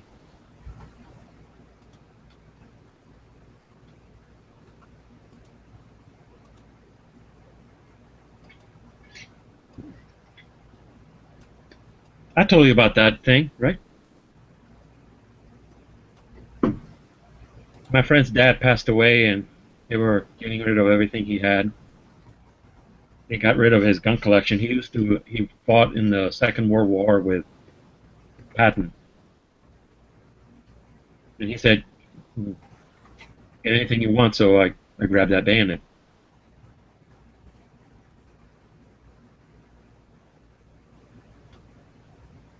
And a couple of souvenirs from Germany, but they're gone now. I think somebody stole them.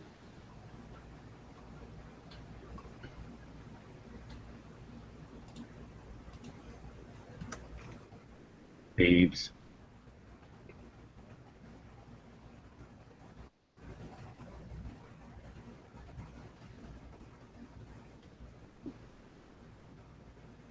And somewhere I have my survival knife.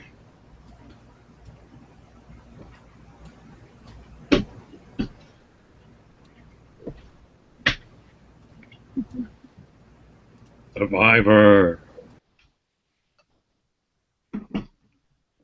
I bought some honey today and some graham crackers for that backpack sneak out of the house bag, and some like trail mix stuff, sweet Cajun mix for the trip, or just regular snacking, trying to cut down on the sugar, but it's hard.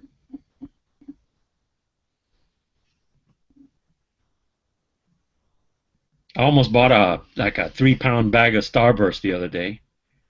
It was $7 at Walmart. That's great. That's good survival gear. Yeah, Starburst. I saw somebody make a little hot dog somewhere, and it got me all thinking. Really, I saw someone make an AK out of. Yeah, I saw that guy. Starburst. That guy's a weirdo, I think, though. So I don't know. I like the hot dog a lot better. I used to squish the whole pack together into one giant blob. Mm. And sometimes I grab Skittles and Star Wars and make a little sandwich.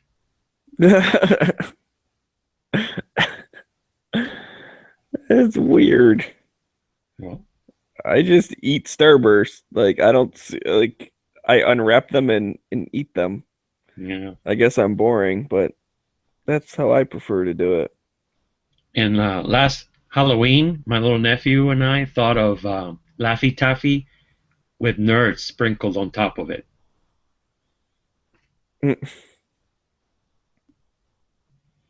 He came up with that one. I'm so proud.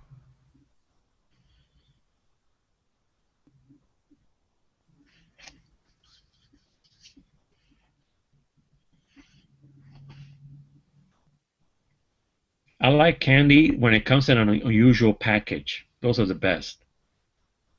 When I was a kid, there was a candy that came in a garbage can, like a little tiny plastic garbage can, and they were like hard, like candy, like a fish or a bone and stuff like that, like a sweet tart kind of material, hard. Which I mean, there was a toy in there or something though. Oh, the garbage can was the toy. No, I think in there, like a Cracker Jack, there was some kind of toy, wasn't there? It was a plastic garbage pail. Yeah, I know. But I wouldn't have gotten them just for being the sugar. No, I like the little toy. And I also like those bags that you get filled with bubblegum coal for Christmas.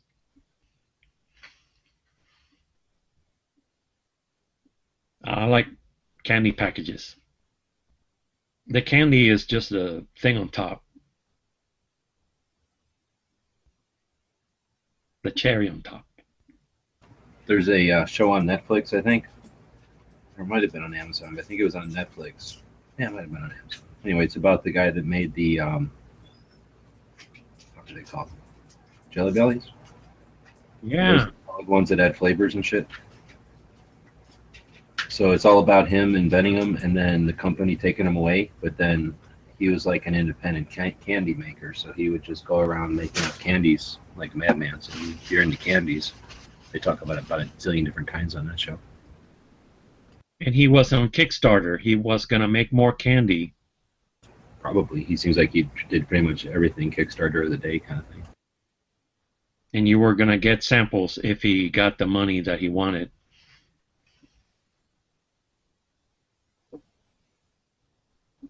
He did like infomercials and crazy, just like collaborations with stores and ads in newspapers and stuff to get his, and then marketing his candy all funny.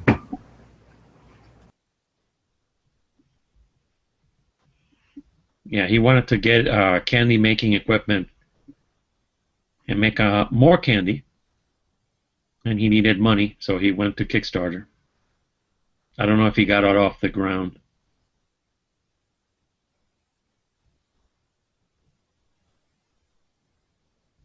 I wish I could make candy, but that'd be bad for my health. I would eat it all.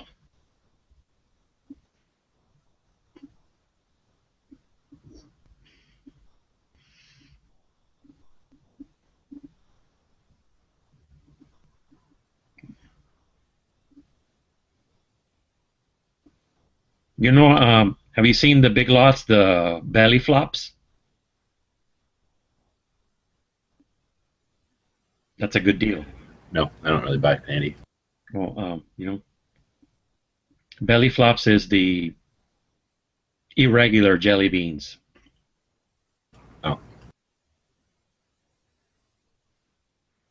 I try not to eat them, but I've heard on the streets that's how you get cancer, so I don't eat no crazy jelly beans. yeah, I don't. I stopped. Last time I went there, I bought 3 bags, and they didn't last long.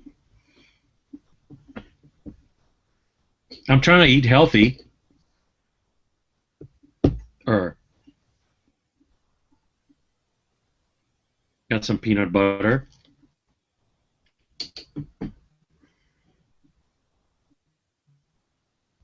I got some meals that are already 60 seconds on the microwave and they're done. Graham crackers and honey.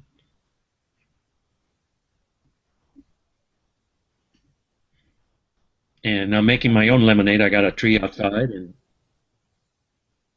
instead of drinking pop, I'm gonna stop drinking pop. Oh. It's easy to go Give from it- soda to iced tea. Iced tea? Yeah, then just go from iced tea to like lemon water, and then go to just plain water, and then you can finally get off the hydrogen oxide. I got some iced tea.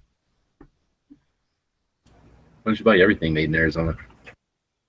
Hmm. I don't think this is made in Arizona. Well, that says right on there, Arizona tea. A name. I saw New York City in there.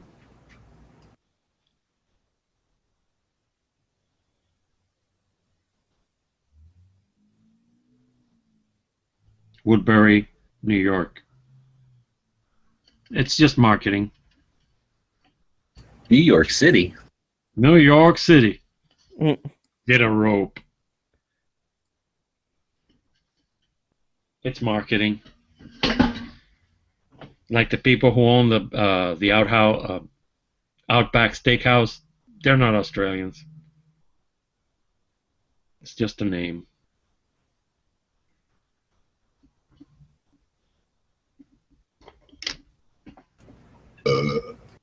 That's it. Bring that up again, we'll vote on it. And I drink water, lots of water, filtered from one of those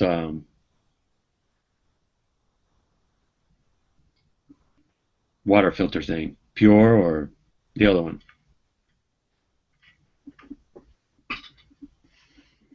And I'm hoping to get some stevia or whatever that stuff is. Oh man, I don't like this. Doesn't No, that that make stuff's you bad shit? for you. Makes you shit. Bad? It's like drinking what is that stuff called? That medicine that makes you shit. That fake fat? No, like it's like a laxative. Like a laxative, yeah. Oh, I hope not. That's what I've heard. Except it's like that other stuff that was potato chips are made out of, where it just makes you leak. Olean. You don't even know it's happening. Oh, leak, yeah. Yeah, Olean, and then Visine eye drop.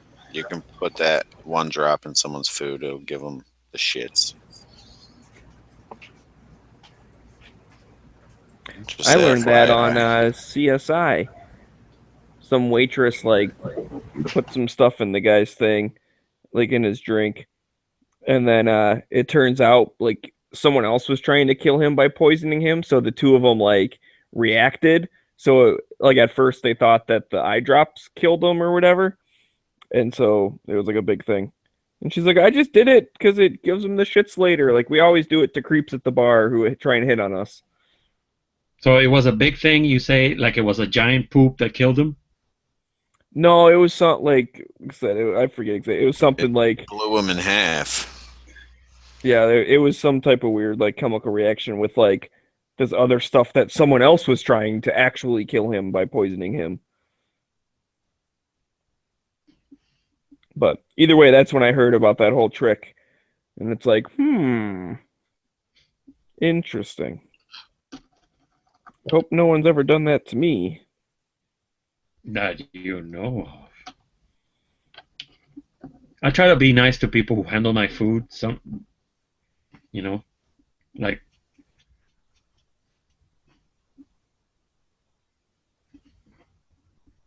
I'm always courteous, especially fast food. I like fast food. Oh yeah, all the time. Doesn't matter how fancy it is. Nobody is immune to giving a fuck about somebody who's a dick to them.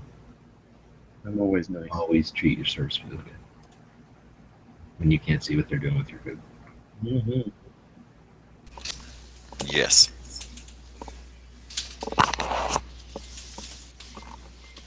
I want a hamburger for a cop. Is he gonna spit in it? Nah, it means he's gonna like make it good. Leader is French for give me some fucking cola.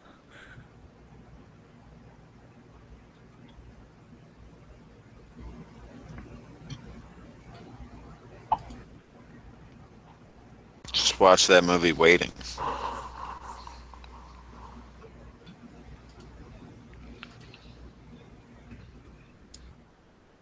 Yep.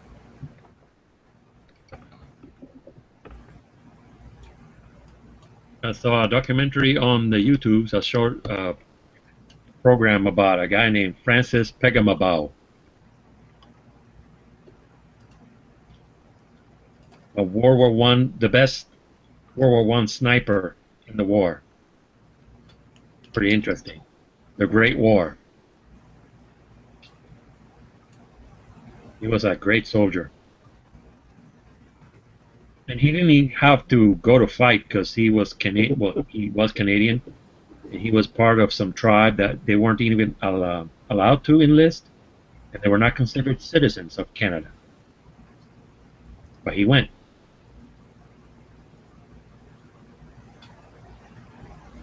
So what you're saying? He's some type of vigilante? He was a hero. He would go over to the trenches of the Germans and like cut pieces of their cloth and get out.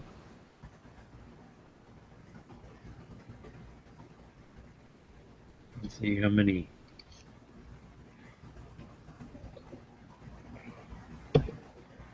Why, just to kind of like freak them out, like, hey, I was here or something? I was here and back, and you didn't see me. And Well, that's great, but he probably could have cut a couple necks on his way out. Probably be just as effective.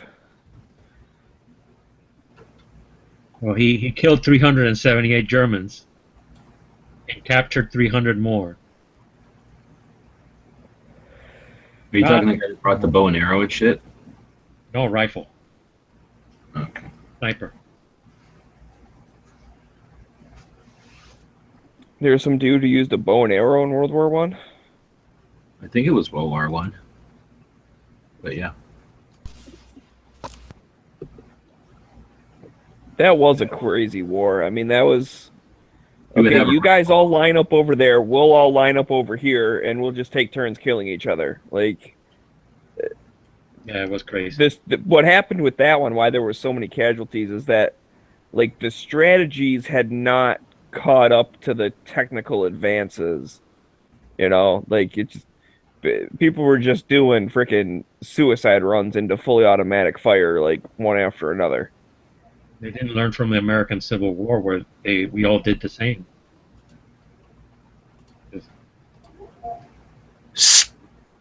Hopefully the other side will run out of bullets and we can go over and kill them. Just send more people. They'll run out of bullets sometime. It's crazy.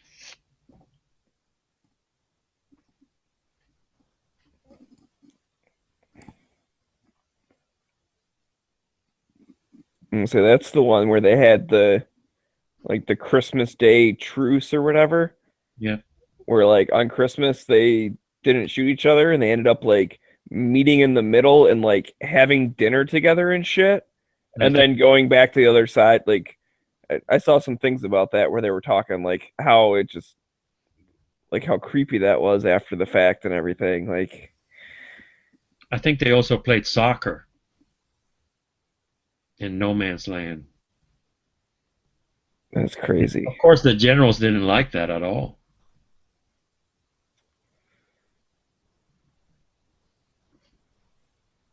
And that war had no point, really.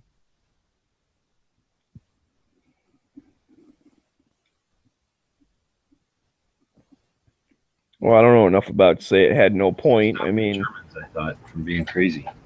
yeah, weren't people trying to take over other countries and shit? I mean, that's Germany was getting a little frisky.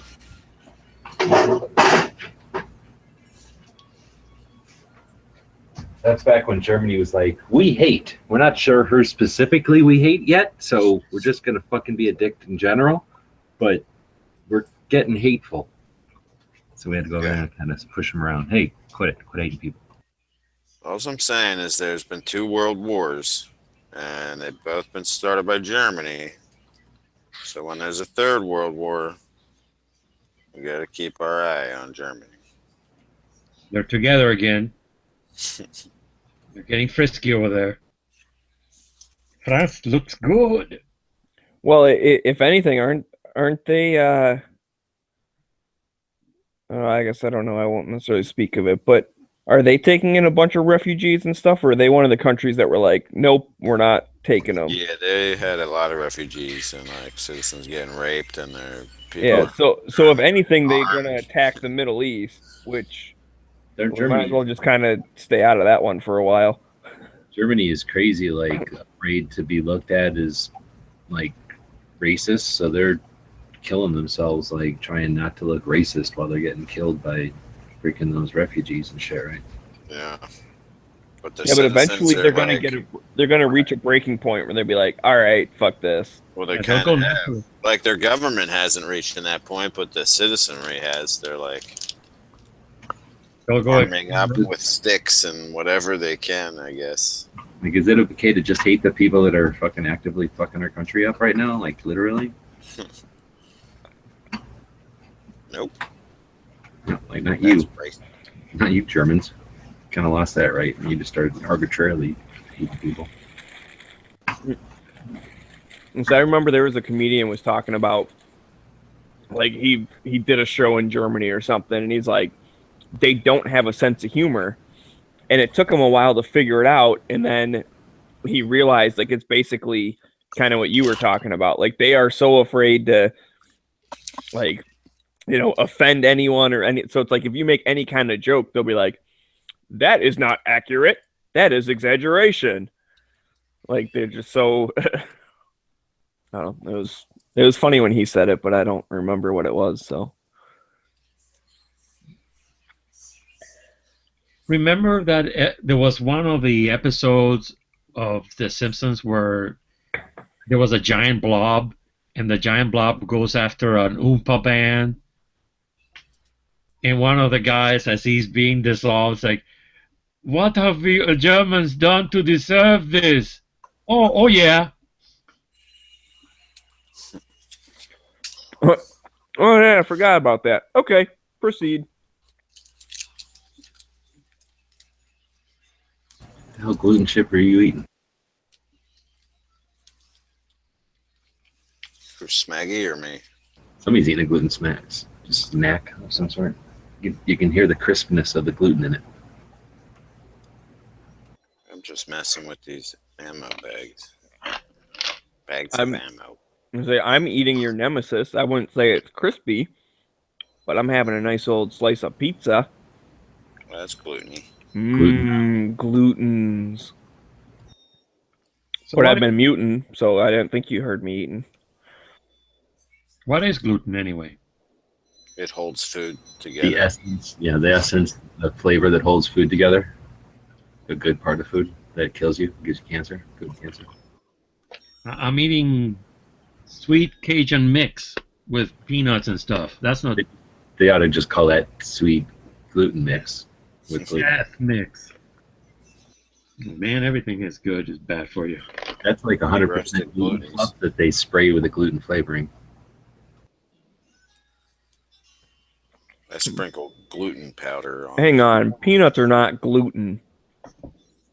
They're almost How about 100% the sesame? gluten. They're watered with a gluten type of water, and then they're injected with glutenal hormones, and then like 96% gluten. I don't believe you. A lot of times, you ever seen when they like frost a cake or something in a factory, how it'll go down a conveyor belt and that like sheet of icing will get placed on top of the cupcake or whatever? That's how glutens are distributed onto peanuts. No, I'm hungry. Pretty sure I've seen a slow motion video of it on the internet. So they don't go around making slow motion stuff that's fake. Like beer nuts. Yeah, exactly. They're Except like that rolled, they could yeah. gluten glaze over the top of there. The red candied gluten glaze. Well, beer is definitely glutens.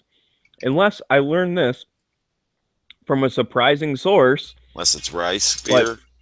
Well, there is rice beer, and Corona is actually corn based, and the Corona factory gets its corn from Minnesota. So GMO.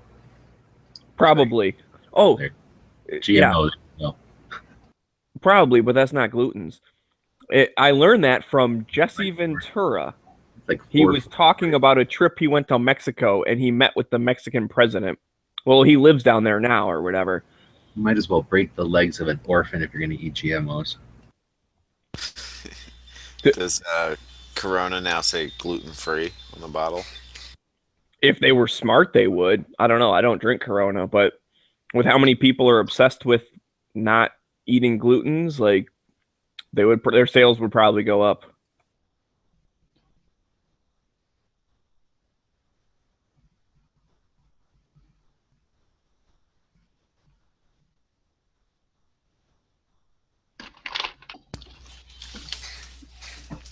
I'll take the cancer. That's gonna kill me anyway. Cancer's gluten-free. Yeah. And probably Atkins approved. It's all protein. Juicy, delicious protein. I want a cupcake.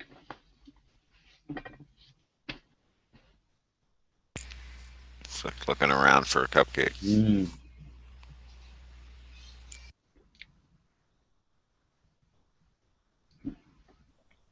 I had some cupcakes last week. My buddy's girlfriend made them for me for watching the cats. Sweet. Yep. It was nice. Corn is pretty worthless, though, nutritionally, right? Yeah, it just goes through you. No, you can get some caloric output from them. You don't digest a lot of it, but you can.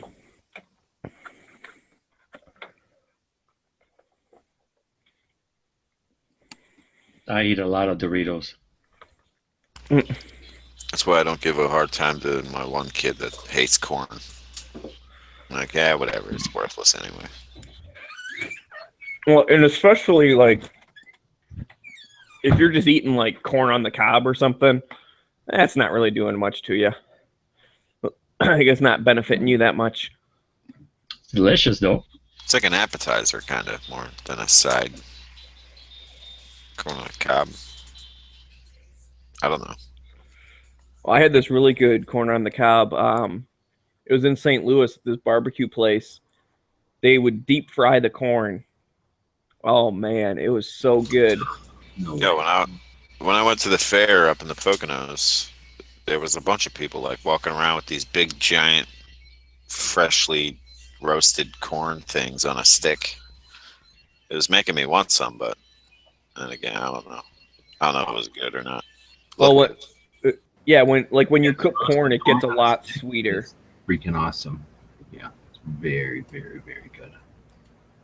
I should have got one then next year. Definitely. The Boy Scouts have a reenactment, a Civil War reenactment, and they cook those corn on the cob with butter on top. Yeah. And it's only like $1. You get a corn cob this big. Also, salt. I roll mine in the butter. Like, there's a special butter dish for it. You put the stick of butter in it, and then you roll the corn on top of the butter stick. Oh no! So it all evenly gets buttered. Didn't you learn anything from War Games? You butter a piece of bread, and then you. That's a good idea too. Yeah. Then you salt the shit out of it. The salt removes the glutens. That's what repels the glutens off of there. Ooh, it's healthy. It's like salt in a slug. You know, it makes them crawl away, except the gluten scoot off of there right off. Right off. G-Web, sometimes I wonder where you get your nutritional information from. Slow motion videos on the internet. Oh, okay. I've pretty much seen a slow motion video for proof of all these health standards. I would like to see gluten slugs crawling away because they got salt on them in slow motion. It kind of looks like if you had like a bunch of scrubbing bubbles in that one of those cartoons. That's how the glutens kind of look as they scoot away from the salt. I'm gonna. I'm still gonna picture that next time I'm eating glutens, all these like little scrubby bubble things like, "Ah, I'm getting eaten. Ah."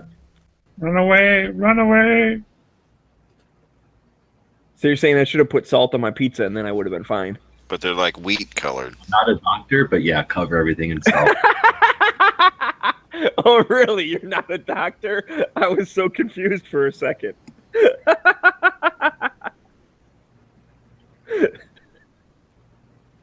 I think Tabasco counts as salt though, because it's tangy.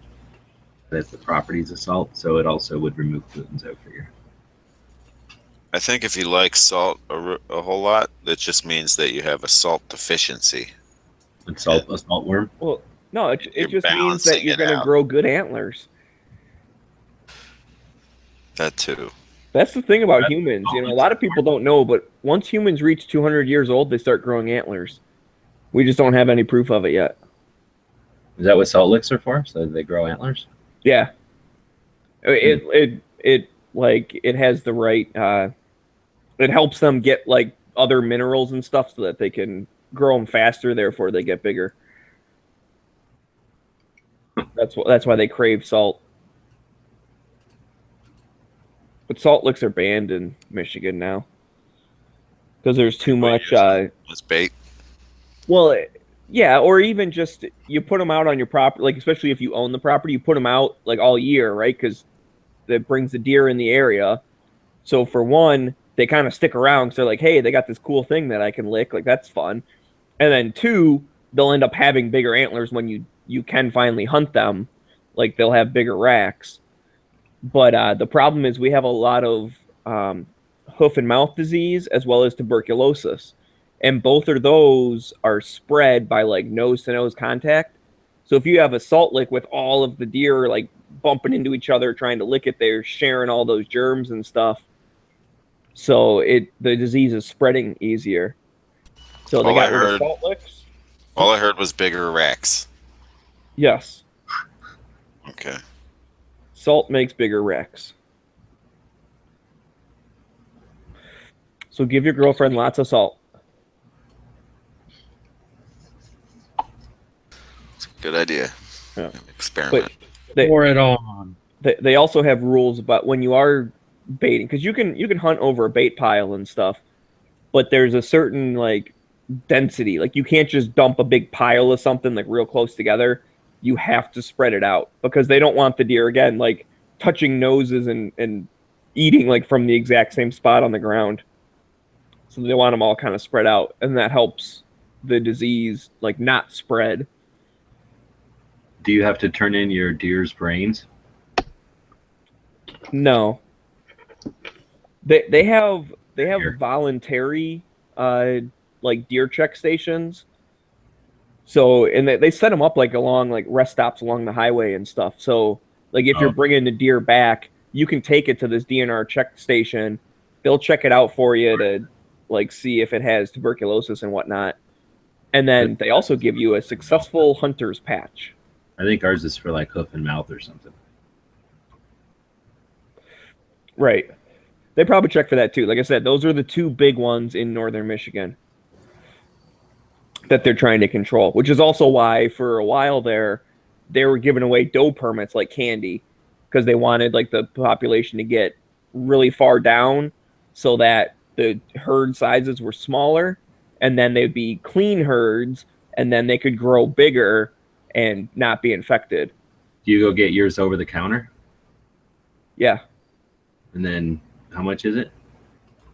I think when it's all said and done, it's like $35. You get it. I would go pay for it, and then I would say how much, and then they would say, and then I would go dope. Huh, that's funny.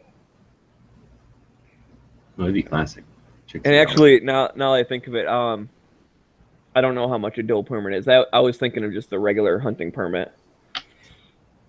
Because with the doe permit, you can put in to like get in a lottery to get one, and that you have to do like by a certain deadline, and then you have to say what county you're going to be hunting in. Like it's only for that one specific county because they have different amounts for different ones. But then once once the lottery's up, if there's still some left over, then they sell them over the counter. Which I've never put in for one beforehand. It's just if there's leftover ones, and I don't always get a doe permit. Sometimes I do, sometimes I don't. I don't think I'm going to this year. I already have my hunting license, so I don't feel like going back again.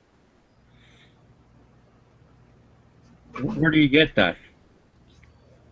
I actually got mine from Cabela's when I picked up my rifle, because the way that they do it now, you have to get a base license, which is like $10 or something, and that actually also counts as your small game license, and then you get like a deer tag on top of that, and you can use that for archery or firearm, or you can get a combo tag, which allows you to get 2 deer, either both in archery, both in firearm, or 1 in each, like whatever you want to do.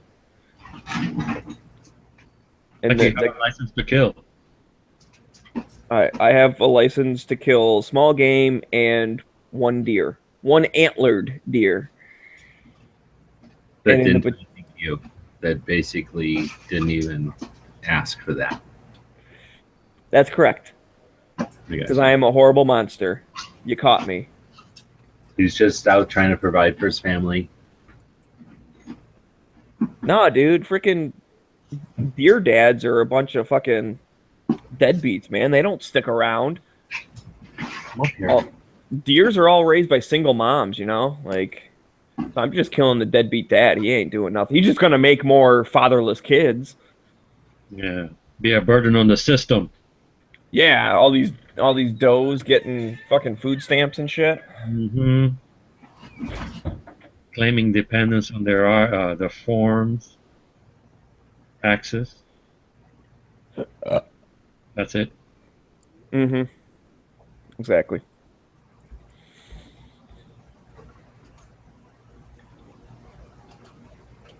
We got a couple of. We have a little family of racist deer up by our place. I got a picture on my Instagram of 3 albino deer. Wow. I think there's more, but we were driving down the road, like right around the corner from our place, and there were 3 albinos and 1 normal one, and the 3 were like all right next to each other, and the normal one was like a little bit away. So I'm like, I wonder if they're like picking on him for being different. Look at you're all normal and stuff. Yeah. Well, yeah, we're all white and you're brown. Ew. Like, You are I think, colored. yeah, I think they're racist deer. We're not hanging around with you.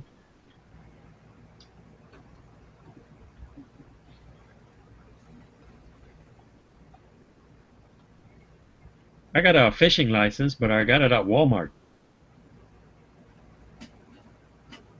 I don't like to fish. But I like to hang around with my family when we go fishing.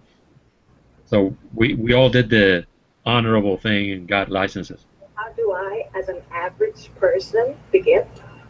Well, first of all, never think of yourself as average. You started off with the wrong question because you're not average. You've got a lot going. I see you're smart. I see you're very I beautiful. like that video. What I tell you was allow people to see his heart for themselves and to make up their own minds about him. And they find out that he's not the person that the media has depicted him to be. I support Donald Trump, and everybody knows. Everybody knows. You know Donald forever. I like Donald very much. Wonderful guy. I mean, he is. And he's miscast by the media. You know that. I like that. He's got an enormous ego, but he's a good guy. He's got a big heart, by the way. He's very good to people. He's very kind.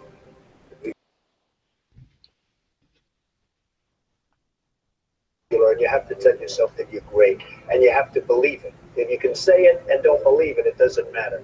A kid that worked in the back. Right. I said, well, hey, how is Donald Trump? This is before he ran. This is months ago. He goes, unbelievable. He would come backstage, come back to the kitchen, and give $100 to the staff. Yeah. He would give these guys quietly. Nobody would know about that. The fact is, I go down the streets of New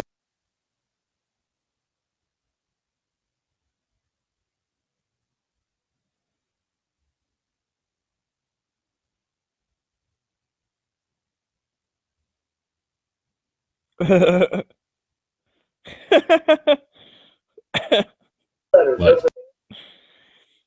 With this Instagram post, it's like a screen capture from, I don't know, some like drug thing or whatever, right?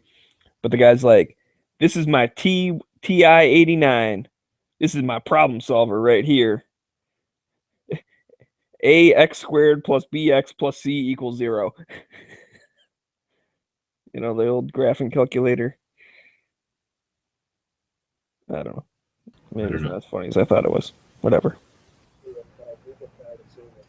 What does that do on a graph? It's a visual thing. Maybe.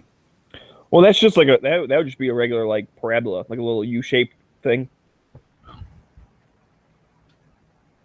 used to have a graphing calculator. I used to like that thing.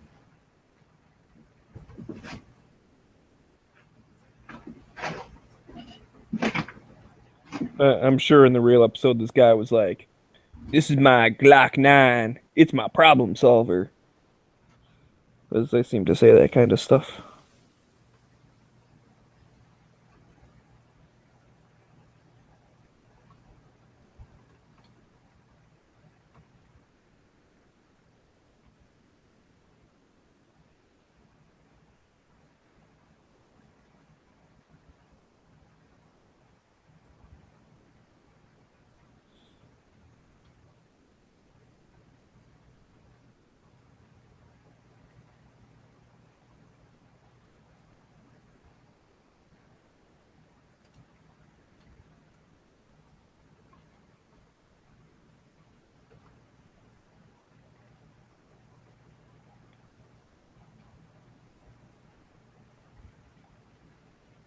Well, I missed seeing what's his face today.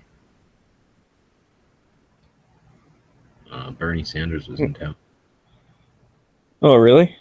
Yeah, I was thinking about going down there, but then I was like, nah, I'm not gonna go down there. You probably made a good choice. Don't want to catch that socialism going around.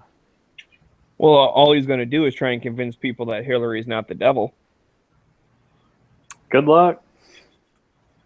I just want to see what kind of turnout he had or what. Probably more than a Clinton rally. I think people are still feeling the burn.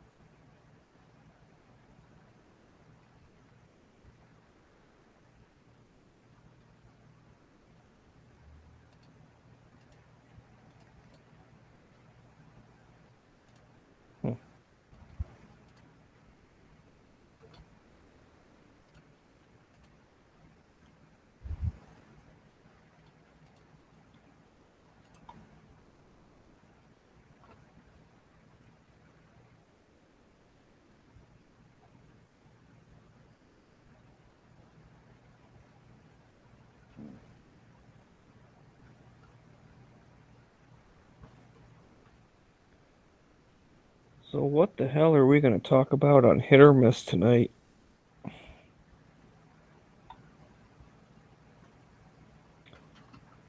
Anyone have any suggestions? I can't think of anything.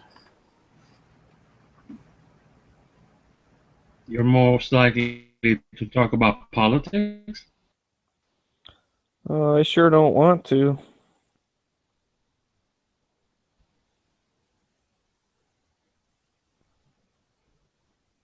It's a seasonal thing, right? Cold weather shooting?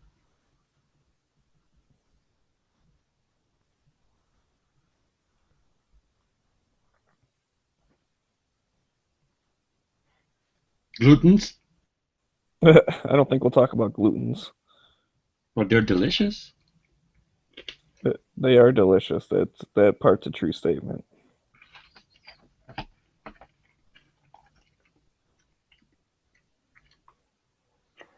Check this thing out. I just saw it on Facebook. Kind of a neat, like, Christmas idea, I guess.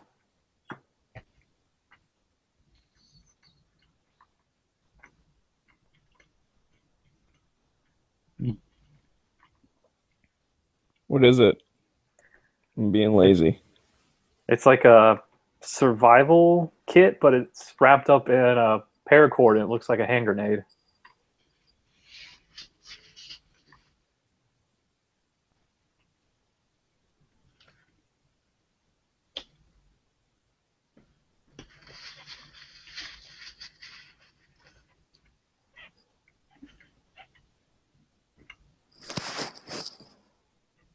The topic should be Katy Perry's boobs.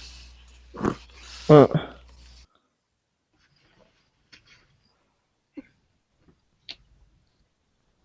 Think Trump's touched them? Maybe.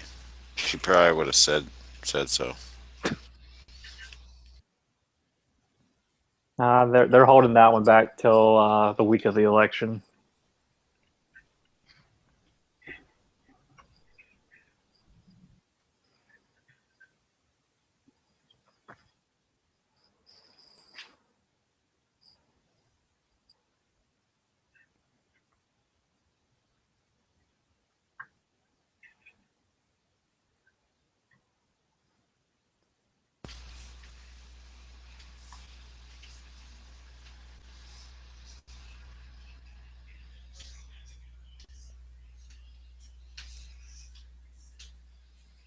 Planned Parenthood turned 100. wow. Cool. Happy birthday, Margaret Sanger. Or whatever.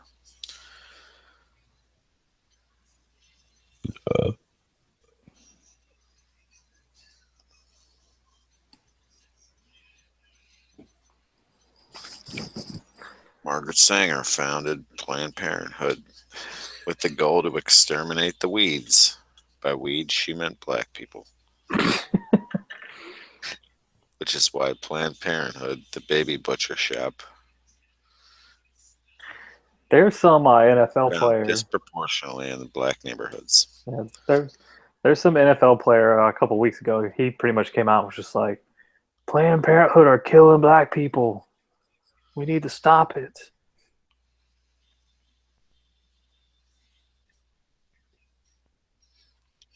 Yeah. I just can't support a place that was founded by Margaret Sanger. The, like,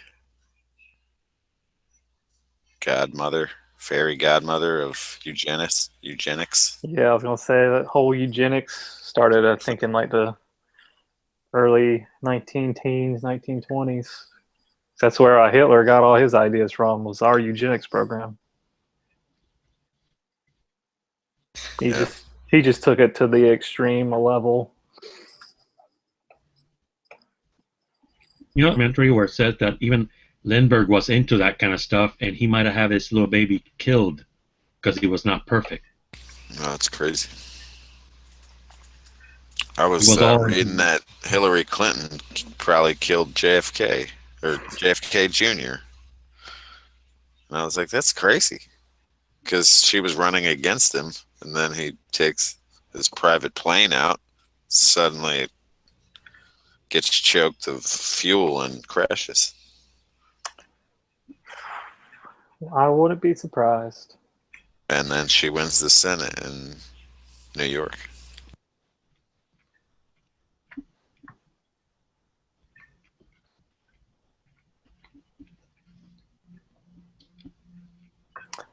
Surprised I haven't heard that one from Alex Jones yet.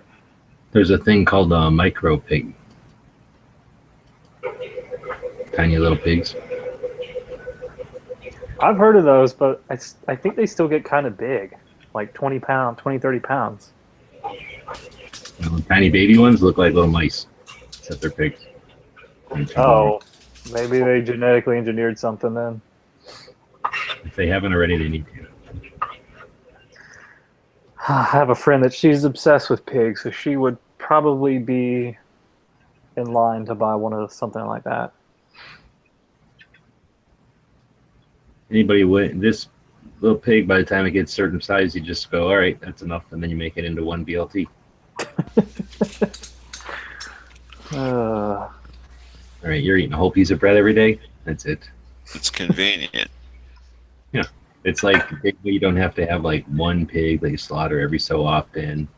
You just have like a herd of these little tiny micro piglets. And you can get like every pig flavor all in one. You get the bacon, pork butt, the ribs. It's delicious.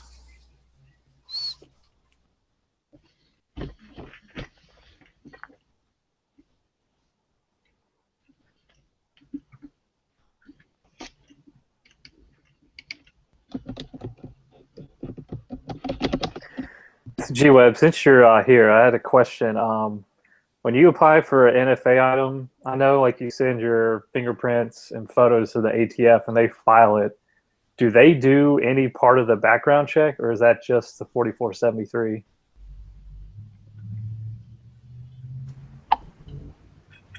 What? Like when you apply for an NFA item, you know how you send your your paperwork to your ATF. Do they actually do any type of enhanced background, or do they just file your paperwork and have it on record? And then, like, say when you buy your suppressor, you fill out the 4473 at a gun shop.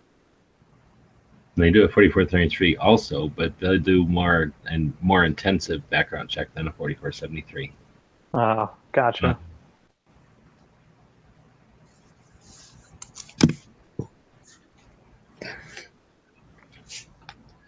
Shouldn't have been fucking that 16-year-old in the back of the school. Whoa, pal. What? Those are That's some- kind of a way of starting a chat. Nah, because that's how you get caught up. You know what I'm saying? That you fucking get an indecent exposure charges because you was boning like when you was 16, and then you're fucked. Yeah, I've heard of people getting like put on sex offender lists because they got caught like pissing in front of like a kid. Exactly. Like dumb shit. Or getting like a blowjob. Exactly. In the car.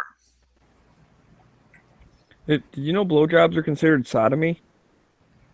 Yeah, in some Oh, that's states. weird. In some I thought- states. I did not know that. I thought sodomy was just in the butt, but apparently it's anything like not in. Thanks for saying it, because I didn't really want I to think say. I always thought it was non-traditional sex. Yeah, it's anything that's like not in the pussy. Yeah, North Carolina, I think they still have anti-sodomy laws. Like, you get caught, you're kind of fucked. Oh shit! I probably got a warrant then. Double See, fucked. so Bill Clinton should have got impeached after all. If only there was a federal anti-sodomy law. Should have really got impeached or outpeached? I don't know. They would have waived it, you know. And technically, he did get impeached because that's just being impeached just means like the start of the thing. It doesn't mean you get convicted or whatever and kicked out. Anyways, we don't need to get into that. No, hey, but time out. I was thinking about pink today. No, I was thinking about moon food today. I was thinking about moon food today because I broke my promise. I told myself I was gonna make it up to Philly and go shoot this fucker before then. And I didn't make it. Really mad about that. What happened? I never made it up to you, bro. I know. Why is that? Yeah, why is that?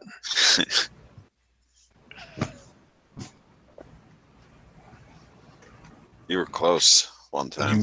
No, you are close a couple times.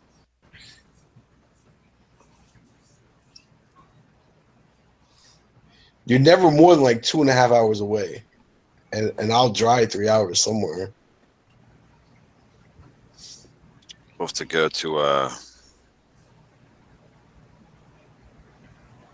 the closest outdoor range to me is.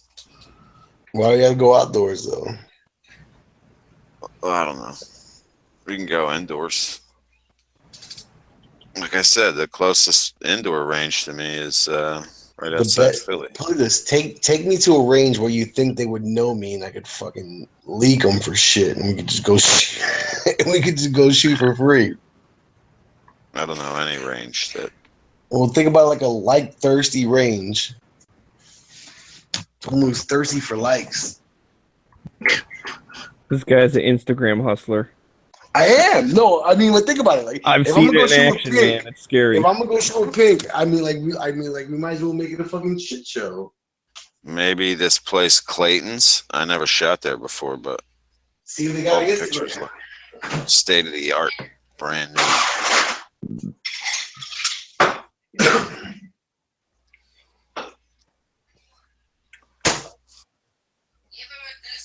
Either way, text me and make it happen eventually. Hey, are you? Who in here is going to Tulsa? When is Tulsa? Tulsa is November. Yeah, it's like the 13th or something, somewhere around that weekend. So it's a weekend. Yeah, well, I think some people are going in before the weekend and some people are staying after the weekend. But the weekend itself is like the big gun show. But I can't buy shit there. That's the whole point. I mean, other than mags, you can buy mags. You couldn't buy a long gun? No, not there.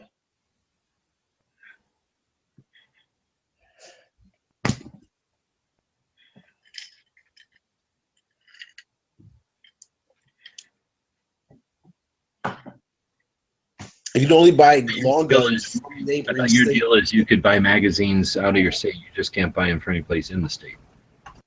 No, but like, isn't it true that it, like, at best, it's only neighboring states? At best, right, Yeah, you G-Webs? guys are talking. He's talking about long guns, and you're talking Exactly. about magazines. I'm talking about high cap magazines. You're talking about guns. I'm talking about, you say you Yeah. can't buy magazines. He can get Yeah, magazines. no, but I'm just talking about long guns in general. Like, isn't it as at best the best you can get in interstate commerce is long guns, Yes. right? And at that you have to be neighboring. So Not if I always. don't have a border That's touching cool state. you, No, most of the states work with Arizona, for example. So it's just a matter of Okay. being a state or a dick state or not. okay. So like if I was in like Alaska, I could buy. And I flew into Arizona, I could buy a gun and fly back with it. I have to double check the book, but probably. But I mean, I'm trying to pick a super gun state like Texas or Probably. Yeah. someone who you don't touch. You know, I always thought like you had to touch. that always helps because I think even the shitty states. Thing is, everybody gets their own map, so I haven't looked. At every Touching map. always helps.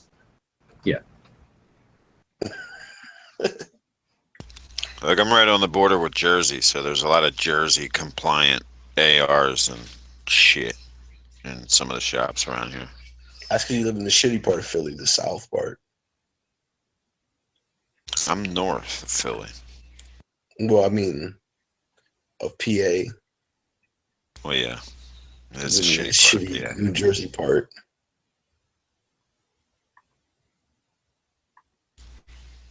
And Imagine if you Hershey. had a. So like, you know how like you have a lot of that influence. Imagine if you had a second influence like that. That's what it's like to live in like a tri-state area. It's just the worst. It's the worst. In like a 12-mile stretch, I can easily be in like 3 states. Well, we're not influenced by them. We're just catering to them. We're not influenced, but I mean, you are restricted to their laws of the land, and within a 12-mile stretch, you have 3 different sets of laws.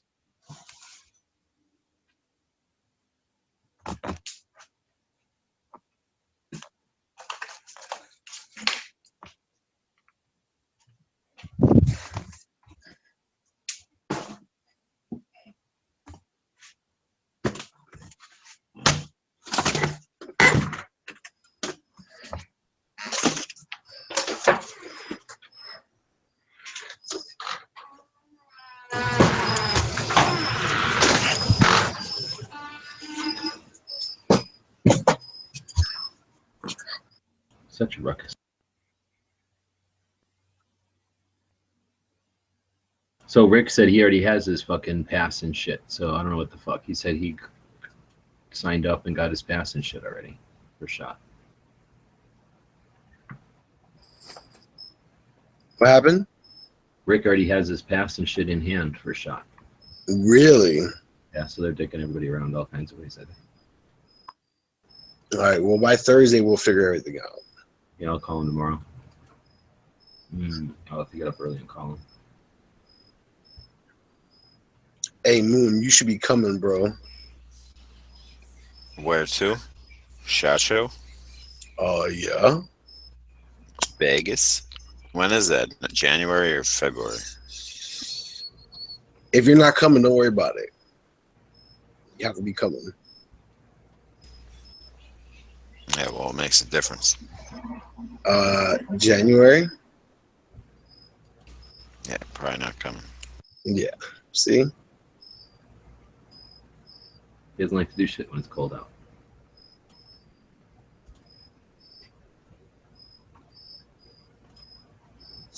Hey, G-Webs,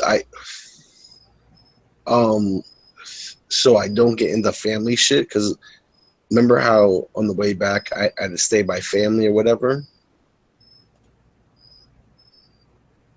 You mean from SHOT Show? Yeah. So they were like, if you come to Vegas and you don't stop by Phoenix, it's a lot of pressure to stop by Phoenix. So I think I might get there like as early as Thursday in Phoenix. Right on.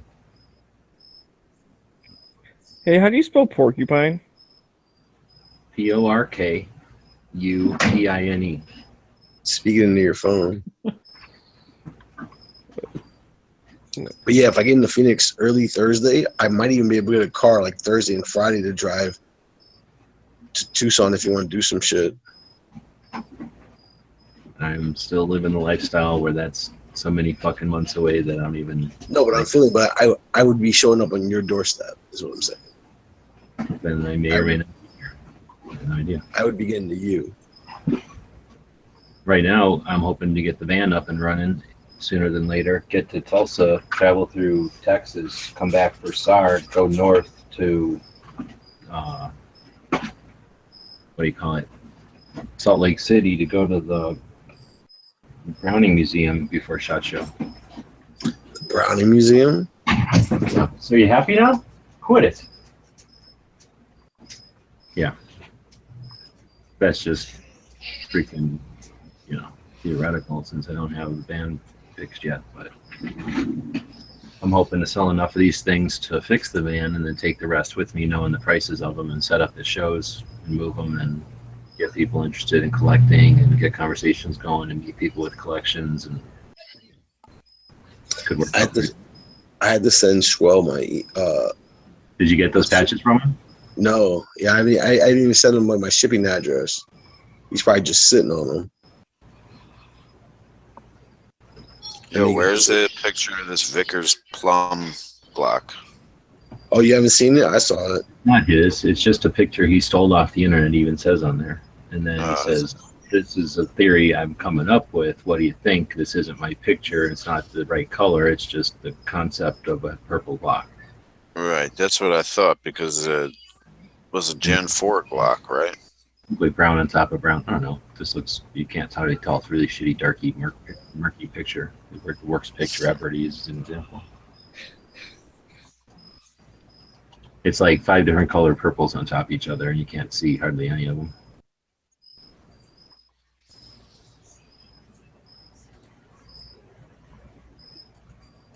I don't know if I want a purple block. What? Crazy. That'd be awesome. Why wouldn't you? I don't know. Then I'd have to give it to my girl. Why would you want a gray Glock? It's gray. I'd rather have a purple one than gray. I don't know. There's a lot cooler Jordans in purple than in gray.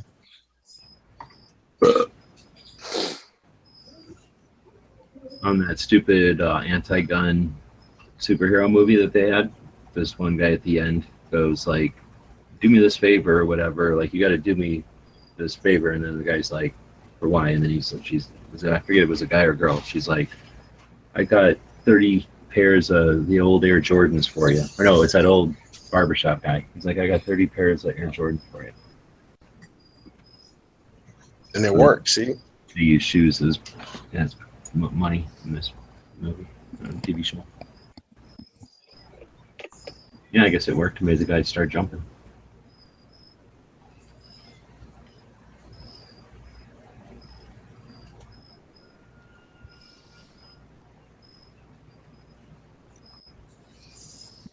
What anti-gun movie is that you're talking about? Cage. Mike Oh, Cage. the Netflix thing. Yeah. I heard all the episodes are named after Gangstar albums. Oh, really? You would love Gangstar. Yeah, I'm surprised you don't know about Gangstar. Nope, I don't know. Fucking I'm looking at this frame right now. Jazzmatazz is my shit. Anything by Guru Jazzmatazz is dope. Lounging? Oh my god. Razzmatazz. Jazzmatazz. Jazzmatazz by Guru. What did he do? Take a one of them Egyptian sand he blocks rapped and over just dye it? pure I'm not talking like, about down Razzmatazz. south, old school blues jazz. He rapped over like blues jazz. Dope shit. All right, I'll check it out sometime. Look up Lounging. Look up Lounging by. I'm about to get you this. How do you not know this? Luncheon. Come on. Wu-Tang is for the children. But I do it for the children. Guru. Lounging.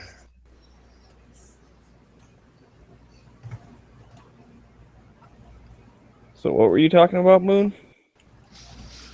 I don't know. I think he dyed a one of them Egyptian sand glocks purple or something.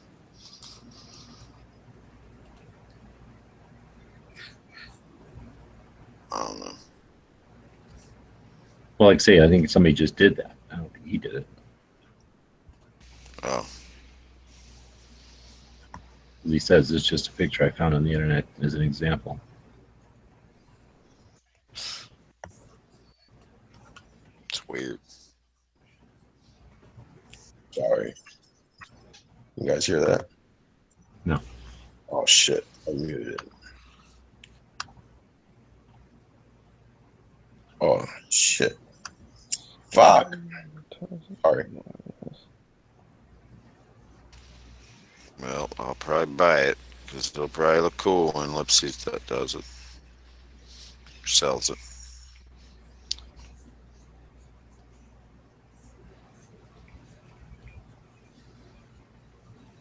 I don't think it's going to be a Gen 4. That's crazy talk.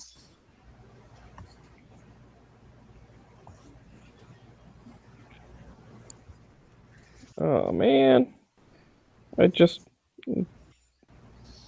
missed a weekend. There was a Cabela's like NRA appreciation weekend or something. Receive employee discount pricing. You didn't appreciate it that much, I guess. Well, I was out of town, but I could have went to that Cabela's in St. Louis.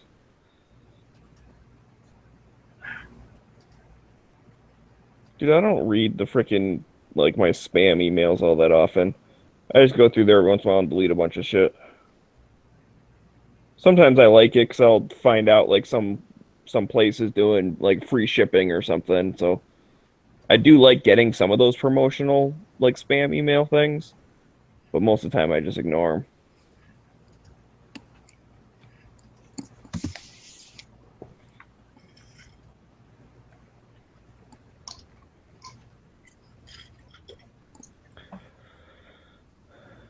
Oh, man.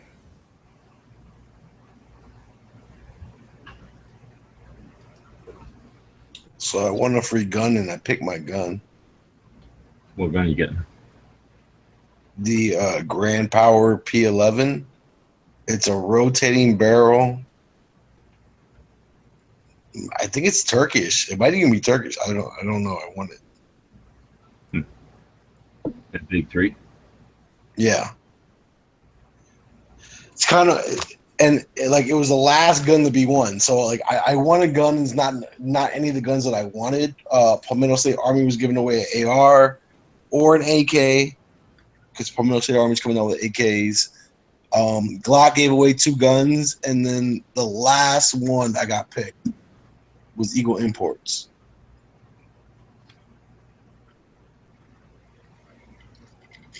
I probably should have begged them for the fucking 3011, but then I'll never shoot it because it's 10 fucking millimeter. But that shit is pretty. That shit's pretty. I'm not gonna front. I'm fronting.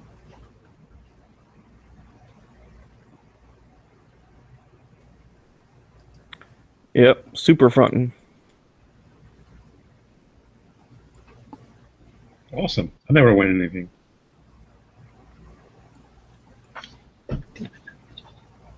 Yeah, I don't normally either.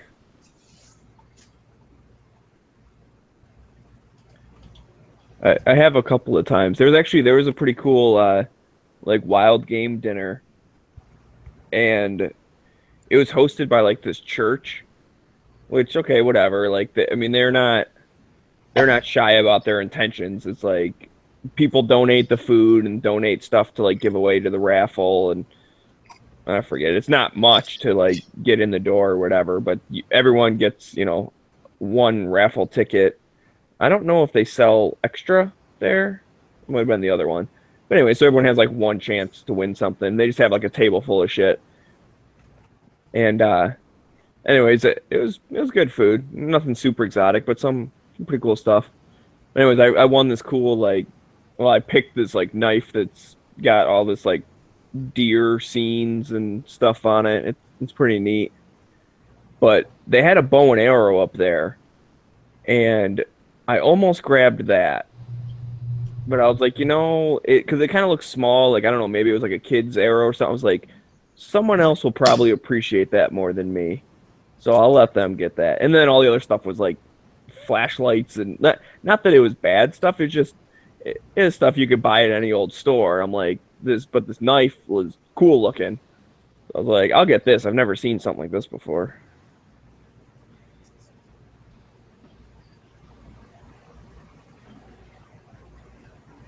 I think one time I won a back scratcher.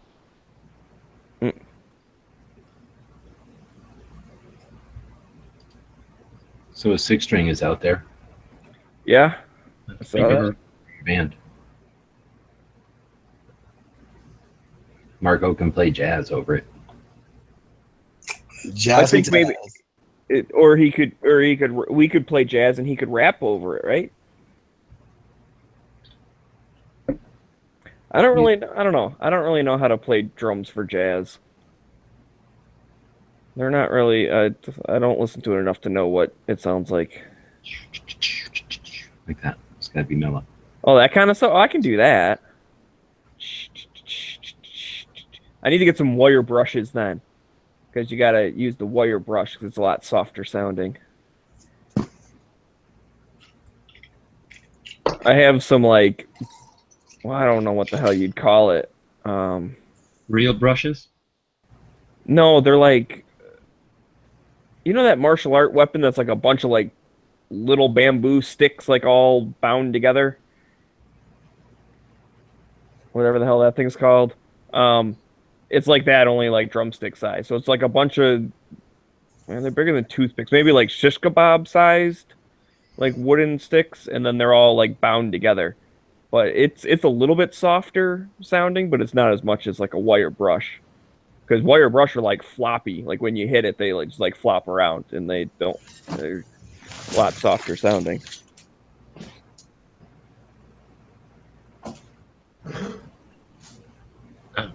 I wasn't a jazz band in high school.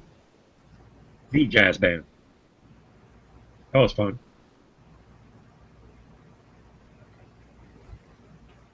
I'm amazed I got picked to be the guitar player there, sort of, because we had a guitar. They had a guitar group,